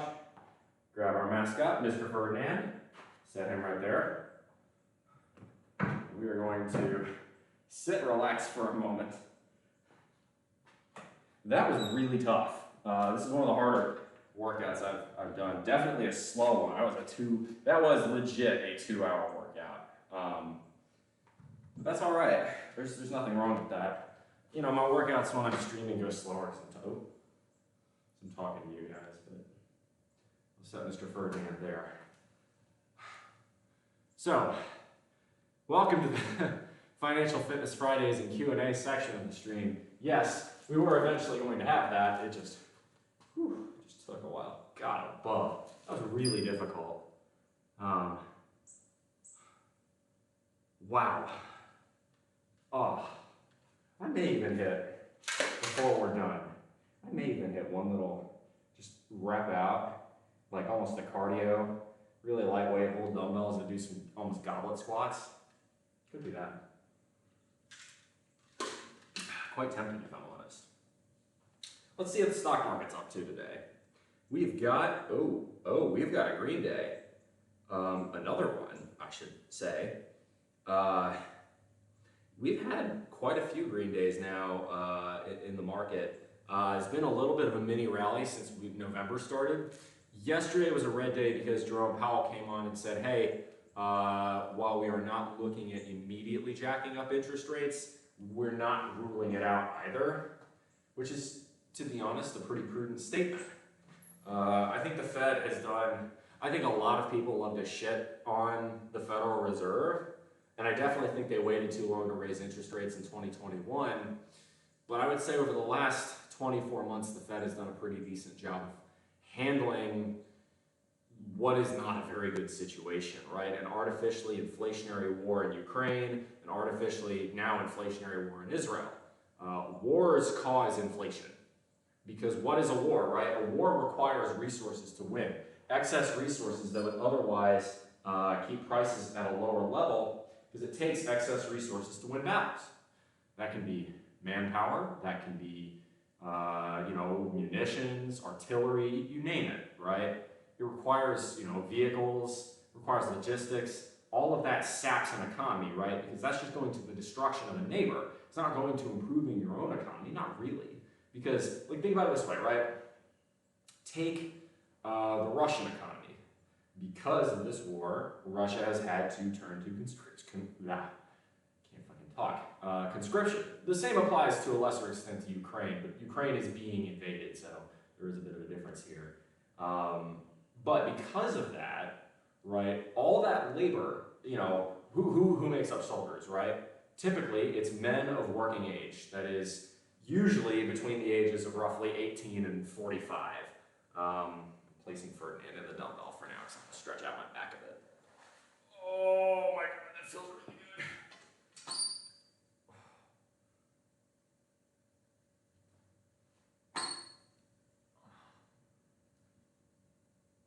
Right, but that's manpower aged 18 to 45. Well, what are those people going to be doing in peacetime? Well, they're going to be labor. And because they're going to be labor, right, supply and demand. Labor is a good similar to any other. If there is a massive shortage of labor, right, because most of your working age population has been committed to the army, well, what's that going to mean? It means you have a far smaller pool of resources to make all the other goods of everyday life. Non-military manufacturing. Well, what does that mean? Well, what it means is those workers now have an advantageous position and can bargain for better working conditions, better pay, better wages. And as a result, that can cause inflation. It's called cost-push inflation, because if a company has to drastically raise its labor prices, a company will then push a chunk of that increase onto its consumers. It's a profit-maximizing firm. So that's one example of one of the reasons inflation has run high. Another one is, frankly, stupid levels of deficit spending. We can argue how much of the spending was necessary for the pandemic. I would argue we handled the pandemic rather poorly. I think we overreacted, but that's a personal feeling. I would say we spent money inefficiently. A lot of those PPP loans were not worth doing. I'm not a believer in student loan forgiveness. I think there are better ways to help the working class, if that's what you wish to do. Student loan forgiveness is, to me, more of a handout by the Democratic Party to try and keep middle-class voters voting blue. Just my opinion. Because if you really wanted to help the working class, that money would go towards things like perhaps subsidizing manufacturing, subsidizing healthcare. It would go towards, trying to offset the costs for the working class, which usually isn't college educated. Just my opinion. And I'm a centrist when it comes to this. So Anyway, let's talk a little bit more about, God, I am so sore about the markets. But as a result of that, right, a lot of these external factors the Federal Reserve has zero control over. A lot of those external factors have driven inflation up. Even the U.S. government, obviously, our extreme and out of control spending is a big part of why inflation has occurred. And that is not just on Biden, that is not just on Trump. That is mostly on the U.S. Congress. Congress is once again failing to do its job properly. The budget isn't set by the president, it's set by Congress. So if you have a problem with our out of control spending, don't blame Biden, don't blame Trump, don't blame Obama, don't blame Bush, blame the Congress. Congress is the one in charge of that.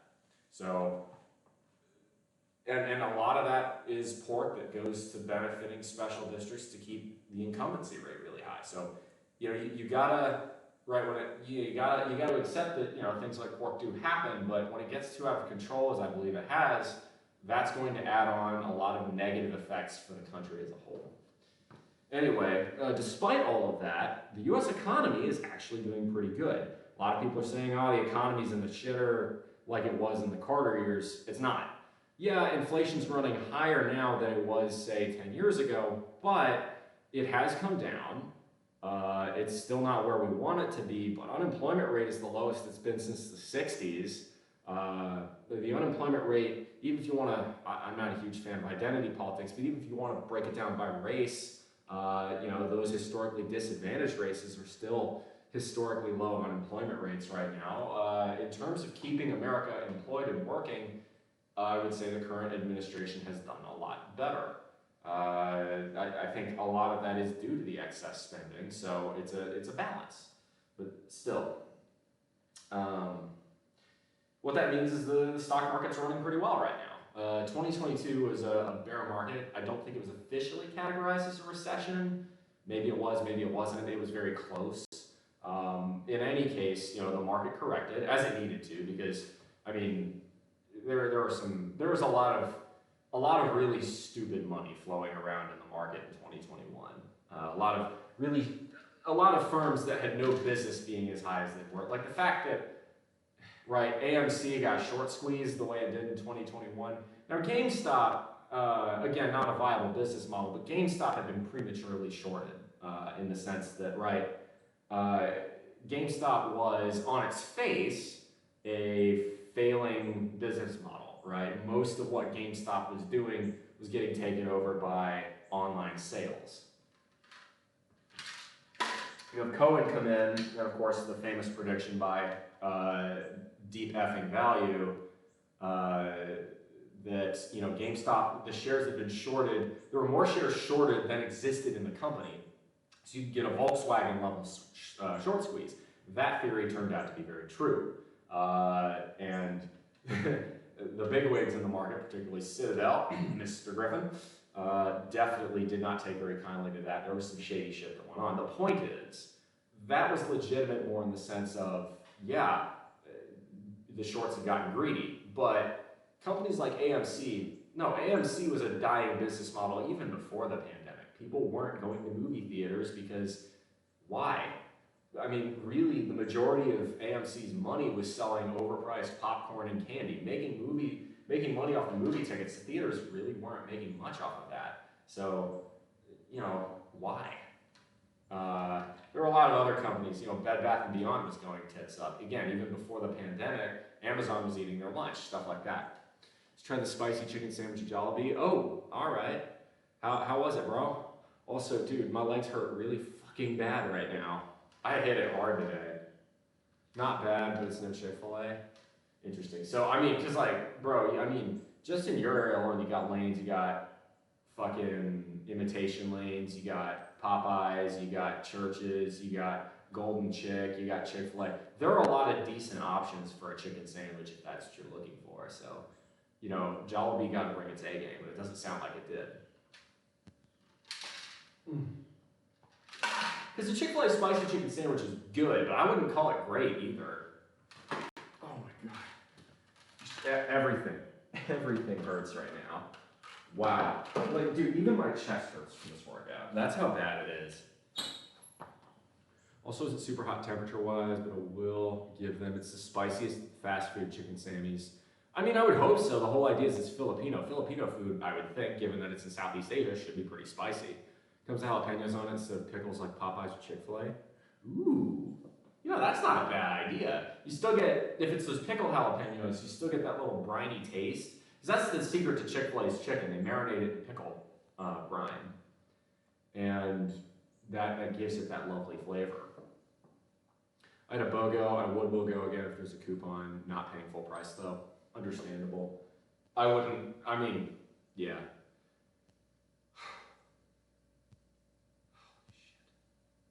So yeah, stock market's up today. If anybody's, we're kind of doing the Q&A section of the stream now. So if you've got questions about investing, about what's coming up on stream, about really anything, this will be the time. Otherwise, we'll probably look for someone to raid fairly soon. In fact, to kind of work out the lactic acid, I think actually I'm gonna do a couple goblet squats, just for hoops and giggles.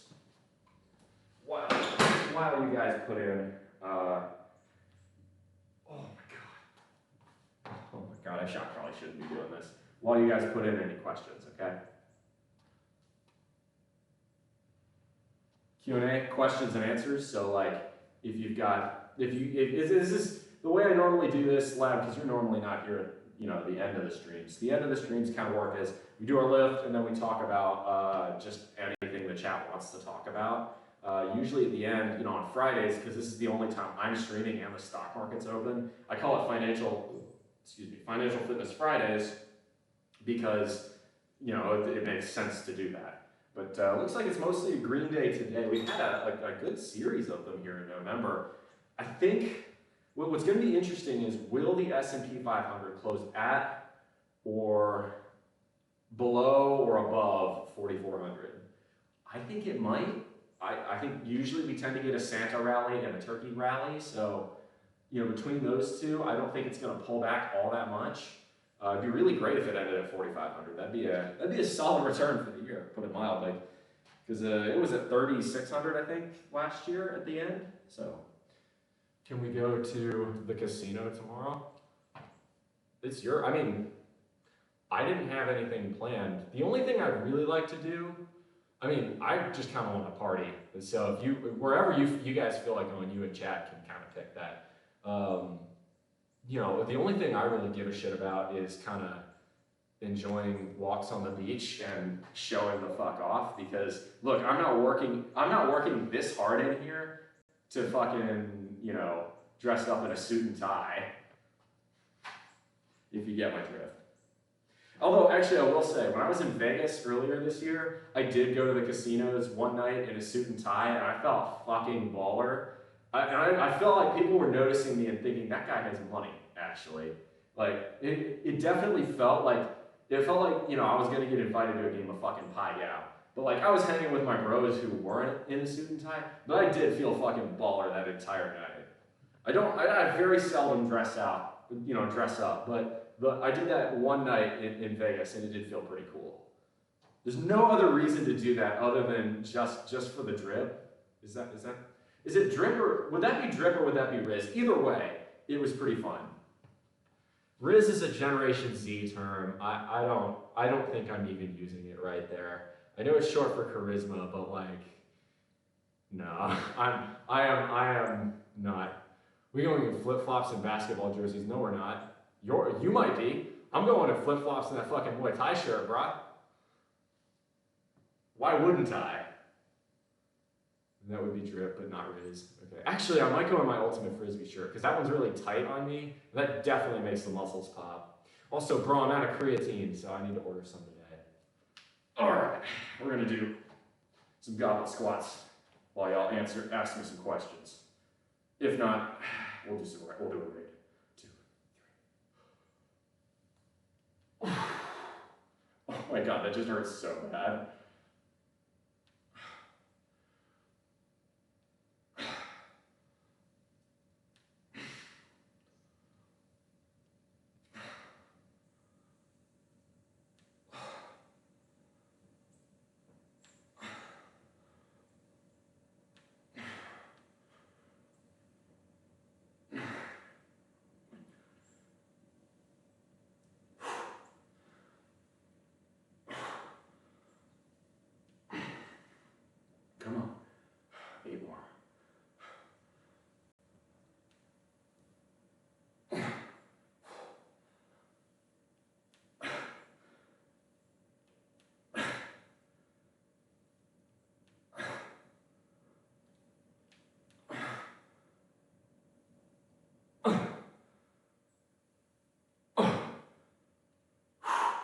Okay, okay, no more.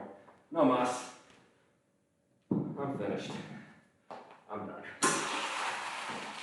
Stick a fork in me.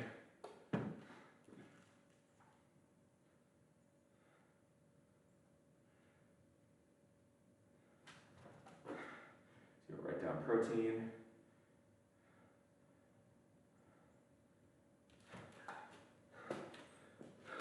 Are you bringing creatine? No, why would I? I'm not going to be lifting.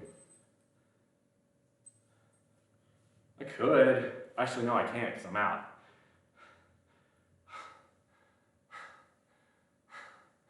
Dumb slang, though. Yeah, I agree. Fuck.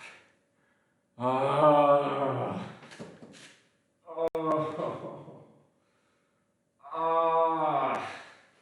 This is one of the rare days where there's no delayed onset muscle soreness. It's just onset muscle soreness. Oh my god. Okay. Stretch it a little bit. Oh. Whew. Do you want me to bring enough for both of us? I mean, are you gonna try and lift there? We can do creatine. I mean, I wouldn't put creatine in like an unmarked white baggie because they're gonna think that's cocaine, but you know. Just keep yourself saturated. Maybe that's a good idea. Bro, if you would, I'd be really appreciative. That'd be really nice of you. Because yeah, like I didn't realize, I thought I had an extra canister. Turns out I didn't. Yeah. I want to lift if possible. Bro, hell yeah, if the opportunity's there, count me the fuck in, but like, I don't think it will be. Yeah, I don't think this is gonna happen. I'd like it to, but whew. God damn. Yeah, it's a good workout. I gotta figure out what I'm gonna do for the rest of today. I could continue working on the little rock bed in my front yard. Also don't want to go a day without drinking. I mean, I could live with 1 or 2 days without drinking. Really depends. It's like some days I'm gonna just want to chill. Like there are gonna be a couple days where I just want to fucking chill with mom, like just hang out on the beach, go for long walks, and enjoy just being in each other's company. I know that makes me sound like a big fucking, you know, mama's boy, but like she lives 3,000 fucking miles away from me, and this is the first time I've seen her almost in a year. So fight me, anybody who wants to fucking come at me for that. Stinky doo-doo. Okay. Why is it that people come in here with the silliest names? I can't even say that with a straight face. Stinky doo. I'm sorry. I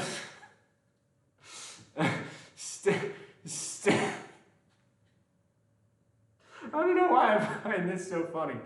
Stinky doo doo poopy stains. Thank you very much for the first time chat. Welcome to the bullpen. Jesus Christ, that name is hilarious. Oh my god. I usually do 6 days a week lifting. I have lifted 6 out of the last 7 days, but it's very rare for me. I find that if I do that, by the time that 5th or 6th day is coming around, I'm shot in terms of my central nervous system. I need more rest than that. To me, 5 days a week is about the most I'll push it at. I do a push-pull leg split. Today was clearly a leg day. I find that works pretty well for me. So I go push-pull, leg rest, push-pull, leg rest most of the time. Or what I'll do is, usually for my Twitch schedule, I'll go lift Monday, Tuesday, Wednesday, rest Thursday, stream Thursday, lift Friday, lift Saturday, rest Sunday. Sometimes I'll do like boxing or cardio or like, you know, some sort of active recovery, stretching. But like, you know, Sundays I usually won't hit it very hard if I do something, but I usually stream Sunday. So 2 to 3 days of rest is not going to lose my gains. I'll still eat good and do cardio. Yeah, I would say really depends on where you are. So in general, I would say there's no need to lift 6 days a week. I think you're probably putting in so much volume to where maybe on the overtraining side of it, in the sense of if you were to rest a bit more, you might find that your intensity and your numbers go up because you're less sore. I would say, in general, I think no less than 3 and no more than 6. Definitely don't lift 7 days a week. That's a good way to overtrain for sure. You've got to give your body some rest days in there. But if 6, it's a very much a your mileage may vary thing. The other thing is too, it's going to depend on what kind of workouts you're doing. For instance, if you're going to do the super squats program, which I'm a huge fan of, do not do the super squats program more than 3 days a week. That's the exception, not the rule. So if you're doing super squats, listen to the book. The 3 days a week max. 2 days a week may even be too much, or maybe just enough. Because when you're supposed to come in fully fucking rested, because those are super squats is the hardest workouts. I've been lifting for 15 years. Super squats is by far and away the hardest workouts I have ever done. You're gonna want to fucking die at the end of those workouts. those 20 squats will fucking murder you. But oh yeah, you will put on muscle if you do that. It will make you strong like bull. I was 280 pounds on 198 now. Good for you, bro. That's a lot of weight loss. Good for you. It really depends on what what's your goal? What are you looking to achieve? Are you still on a cut cycle? Are you trying to bulk? What are you looking to do in the gym, right? How you program your workouts in terms of frequency, that's how many days a week, volume, that's how many sets you're doing in the gym, intensity, that's how hard you're hitting it in the gym, reps per set, weight per set, what kinds of workouts you're doing. Are you gonna hit the leg press today? Are you gonna deadlift today? Are you gonna squat today? Well, those are all 3, those are leg exercises, but you probably don't wanna do all 3 in one workout, because if you do, you're either going to have to lower your intensity to a point where you've got enough gas in the tank to do all 3, and those are 3 fairly heavy exercises on your central nervous system, or you're going to overdo it and your central nervous system will be absolutely fucking shot. In general, I do not try to squat and deadlift on the same day. That's a bad idea. Lose body fat and gain muscle. Serrano Loco 90 says, Buenas tardes, guapo. It's still the morning here, so buenos dias to you. Yo sé un poquito de español. I probably butchered that. I've been trying. I've been doing Duolingo as much as I could, because if we're going to Puerto Rico, I'd like to know just enough to get around. I feel like the problem for me is a lot of Spanish speakers speak really fast. And maybe that's just because I'm not a native Spanish speaker, but I feel like, dude, really fast Spanish speakers are speaking on a level even New Yorkers would be like, damn, okay, so lose body fat and gain muscle. Okay, so you're looking for a recomp. That's a hard thing to do unless you're kind of more new to the gym. Once you've been lifting for like a year or 2, it gets very difficult to do that. So I would say, I don't know how experienced you are, but that's going to play a factor. Bro, re-rocketing back. Is it? Is it? That would be amazing. That makes me happy. What's it doing today? Oh, hell yeah, it's up 8%. It's almost at 350. Let's go. Okay, so I'll talk about Re-Automotive. Re-Automotive is stock. It's definitely a gamble. It's a startup company that's based in Israel, which, boy, that's become a bit of a factor in the past few days. But the idea behind Re-Automotive is really simple. Your average cargo and delivery van has an internal combustion engine and a drivetrain that takes up a substantial amount of packaging space in the actual van, limiting its cargo capacity. What if you were able to make an electric van off a skateboard chassis, or even a van powered with an internal generator, but with 4 steer-by-wire, drive-by-wire separate wheels that contain the electric motor and the suspension all within the wheel well? Well, what would that mean? What it would do is create a very flat loading floor and create much more packaging efficiency per van. In addition, because all the suspension components and all of the drivetrain components are within the wheel wells, what you could do is just buy a couple extra, they're called recorners, buy a couple extra recorners, and instead of having downtime where you got to go deep into the bowels of the engine, change a timing belt, change spark plugs, yada, yada, yada, all that sort of maintenance that comes with a traditional van, all you got to do is plug and play a new corner, and you can fix the corner while limiting downtime. So if you're a company like FedEx or UPS, or even the Postal Service, which the Postal Service wouldn't do that because we isn't an American company, though they do have a manufacturing facility in Pflugerville, Texas, I would say, the underlying technology is brilliant. The question is, are they going to get enough sales to remain viable in a high interest rate environment? And if they need more capital to ramp up production, which thanks to the way the modular manufacturing technique behind the recorner, they won't need as much capital as a traditional, someone like Rivian or Lucid, those two startups. Are they going to be viable? It's a gamble. I believe the technology is absolutely fantastic, and once they get a couple bites, they're going to be fucking huge. It definitely a high risk play. That said, it's already so it was a SPAC, and it took advantage of all the easy money we mentioned earlier in 2021. So it's already down 99% or something silly from that. So it's a gamble, but why not? If you're looking for a cheap play that may end up rocketing, it's either going to be that or it's going to be worthless. So it's up to you. Pflugerville rise up. Let's see. Okay, 1 hour of cardio and lifting heavily has got my muscles way bigger and you're skinnier, but I still have loose skin. So I would recommend, if you don't do collagen peptides or vitamin E, or even just eating a little bit of Jell-O every now and then, what that's going to do is tighten up your skin a little bit more. That may help in terms of, just tweaking your diet to kind of tighten up your skin. Beyond that, continue building muscle. Keep tracking your calories. If you're losing that kind of weight, clearly you know what you're doing. So, carry on what you're doing, I guess is what I would say. But in terms of your goals, how far do you want to cut down? Are you looking for, you can see I would say what I have here is I've got visible abs, but I don't have a six pack. It's just the way I view it. I can see 1, 2, 3, 4 easy, 5 and 6, but yeah.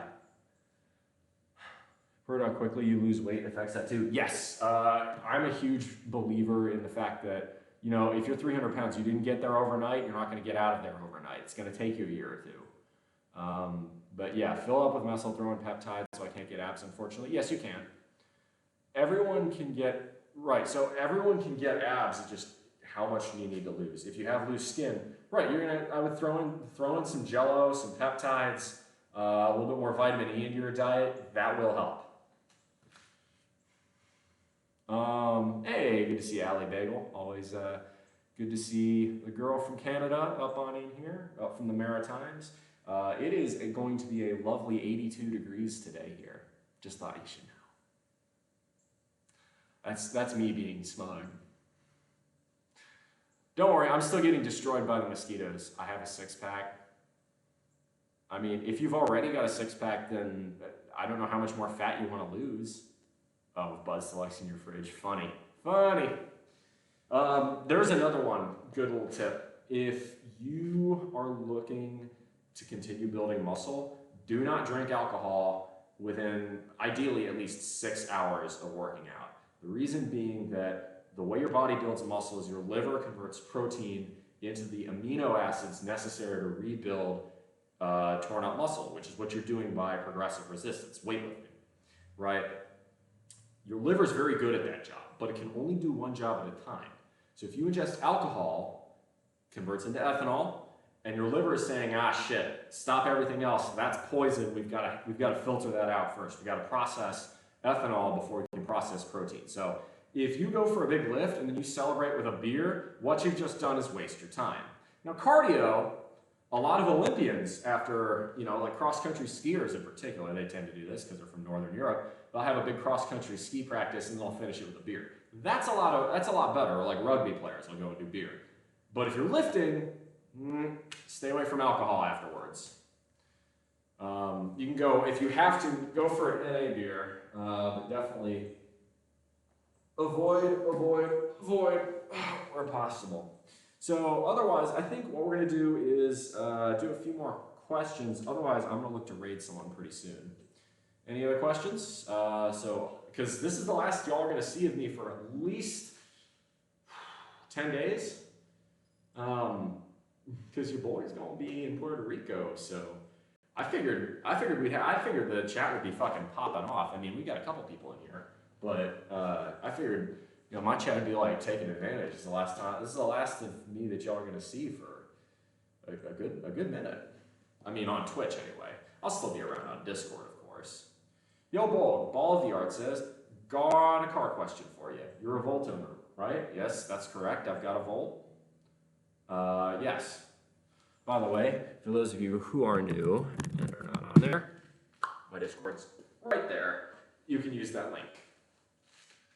Which a lot of people might be at work. That's true. That's true. It is Friday. That does occasionally happen. We had almost 40 people in here earlier, though. Unfortunately, I was less adept at keeping their interest based on the fact that I was busy with 300 pounds on my back. Found a 2013 one with 85,000 miles on it. Won it on a surplus auction this week. That's a pretty decent mileage range. Want to know the price? If you got that below 10K, I'd say you got a bargain. If it's on an auction, you might have. And it depends on if there are any known problems with it too. Lost my weight previously, was very unhealthy. I think about 1,200-ish calories a day with as much protein as I could. Surprisingly enough, I saw results fast. Oh, I bet you did, dude. 1,200 calories is low. If you're putting 1,200 calories into your diet every single day and you're at 280 pounds, you're gonna be running a tremendous deficit. But I gotta imagine you were not feeling good during that. That is unsustainably low. Dude, 7K? Dude, you got yourself a great deal. Good for you. I would look at the Volt forums. There are a few common problems, especially with usually 2011s and 12s have them more. The 13s, 14s, and 15s tend to be more reliable, but I think what you've done there is found yourself a very good, efficient vehicle. Congratulations. For about 2 weeks, my body got so used to it, almost as if my stomach got smaller. Couldn't eat as much. Well, I bet you it did, and the higher protein kept you more satiated than it otherwise would have, but dude, my guy, 1,200 calories is still really, really low. I'm gonna make a big pot of chicken tikka masala today. I'm gonna throw in a bunch of non-fat yogurt because I need to eat that up anyway. That'll just jack up the protein content a little bit more. I need to thaw some chicken for that, don't I? Yeah, I need to go do that. Now I shoot for 2,000 calories. If you're at 200 pounds, 2,000 calories, that's a much more sustainable level of deficit. 2 protein shakes and 2 solid meals, parfait before bed. So, Stinky, do you... I'm sorry, I'm having a hard time trying to stay serious with that name. So how quickly did you lose that 80 pounds? Dad had a 2012 model. I know how good they are firsthand. Hell yeah, exactly. They were the car General Motors built to prove that it could make an efficient car Americans wanted to buy. Except for that, by the time 2014 rolled around, the fracking revolution had begun. Gas prices went back through the floor, and Americans said, "Give me that truck." You lost 80 pounds in only 10 months? Whoa. I mean, let me do the math on that real quick. So if you started at 280 and you're now at 1098, let me figure out how, okay. So that's gonna be, so 10 months is gonna be what, 42 weeks? Okay, so to the power of 42, oops, to the power of 42, it's going to be times 2. So let's see, so that'll put you at 226, you're a little bit more than that, point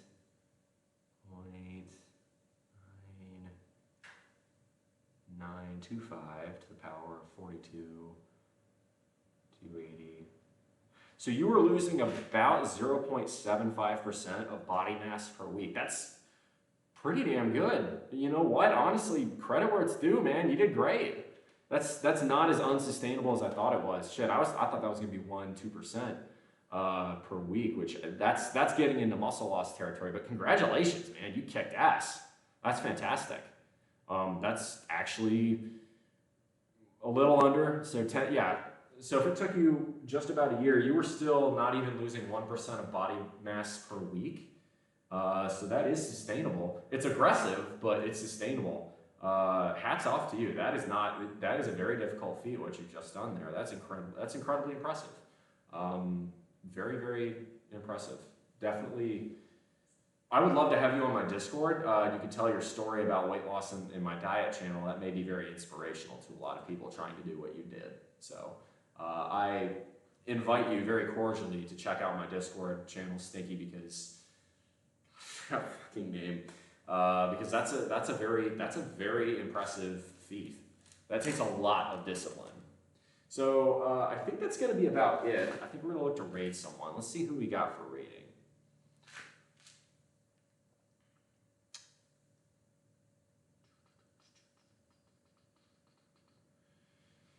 Oh, God. I'm so sore. Oh. Okay, we got Koa Runnings, Supernatural Rider. We got Limitless. Oh, we're doing Limitless for sure. Fucking Limitless was the one who showed me those deficit, split squats as deficit lunges. Oh my God. Those are awful. So yeah, we're gonna rate Limitless. She's about to go live, so we're gonna do that. Oh God. Do we have any other questions beforehand? Otherwise, we're probably gonna call it. So. Thank you very much for the follow. Appreciate that. Welcome to the bullpen.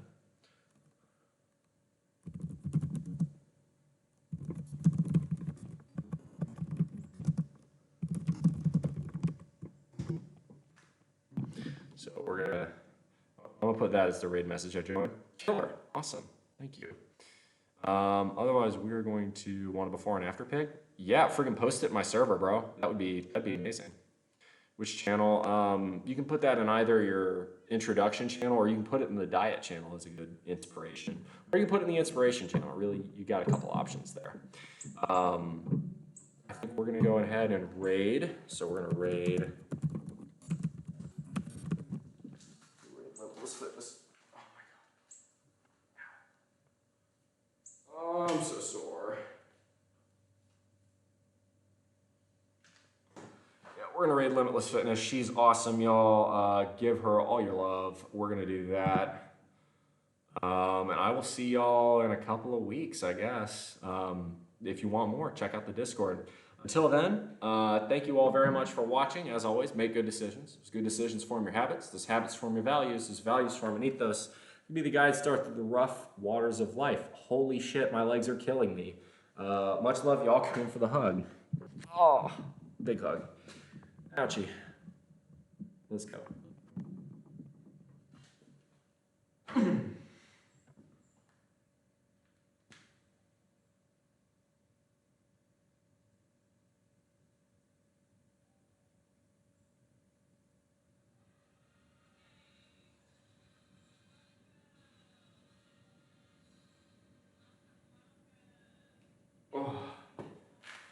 All right, Twitch or YouTube, that's it for me. I'm going to see you in a couple weeks, okay? If you want more, check out the Discord.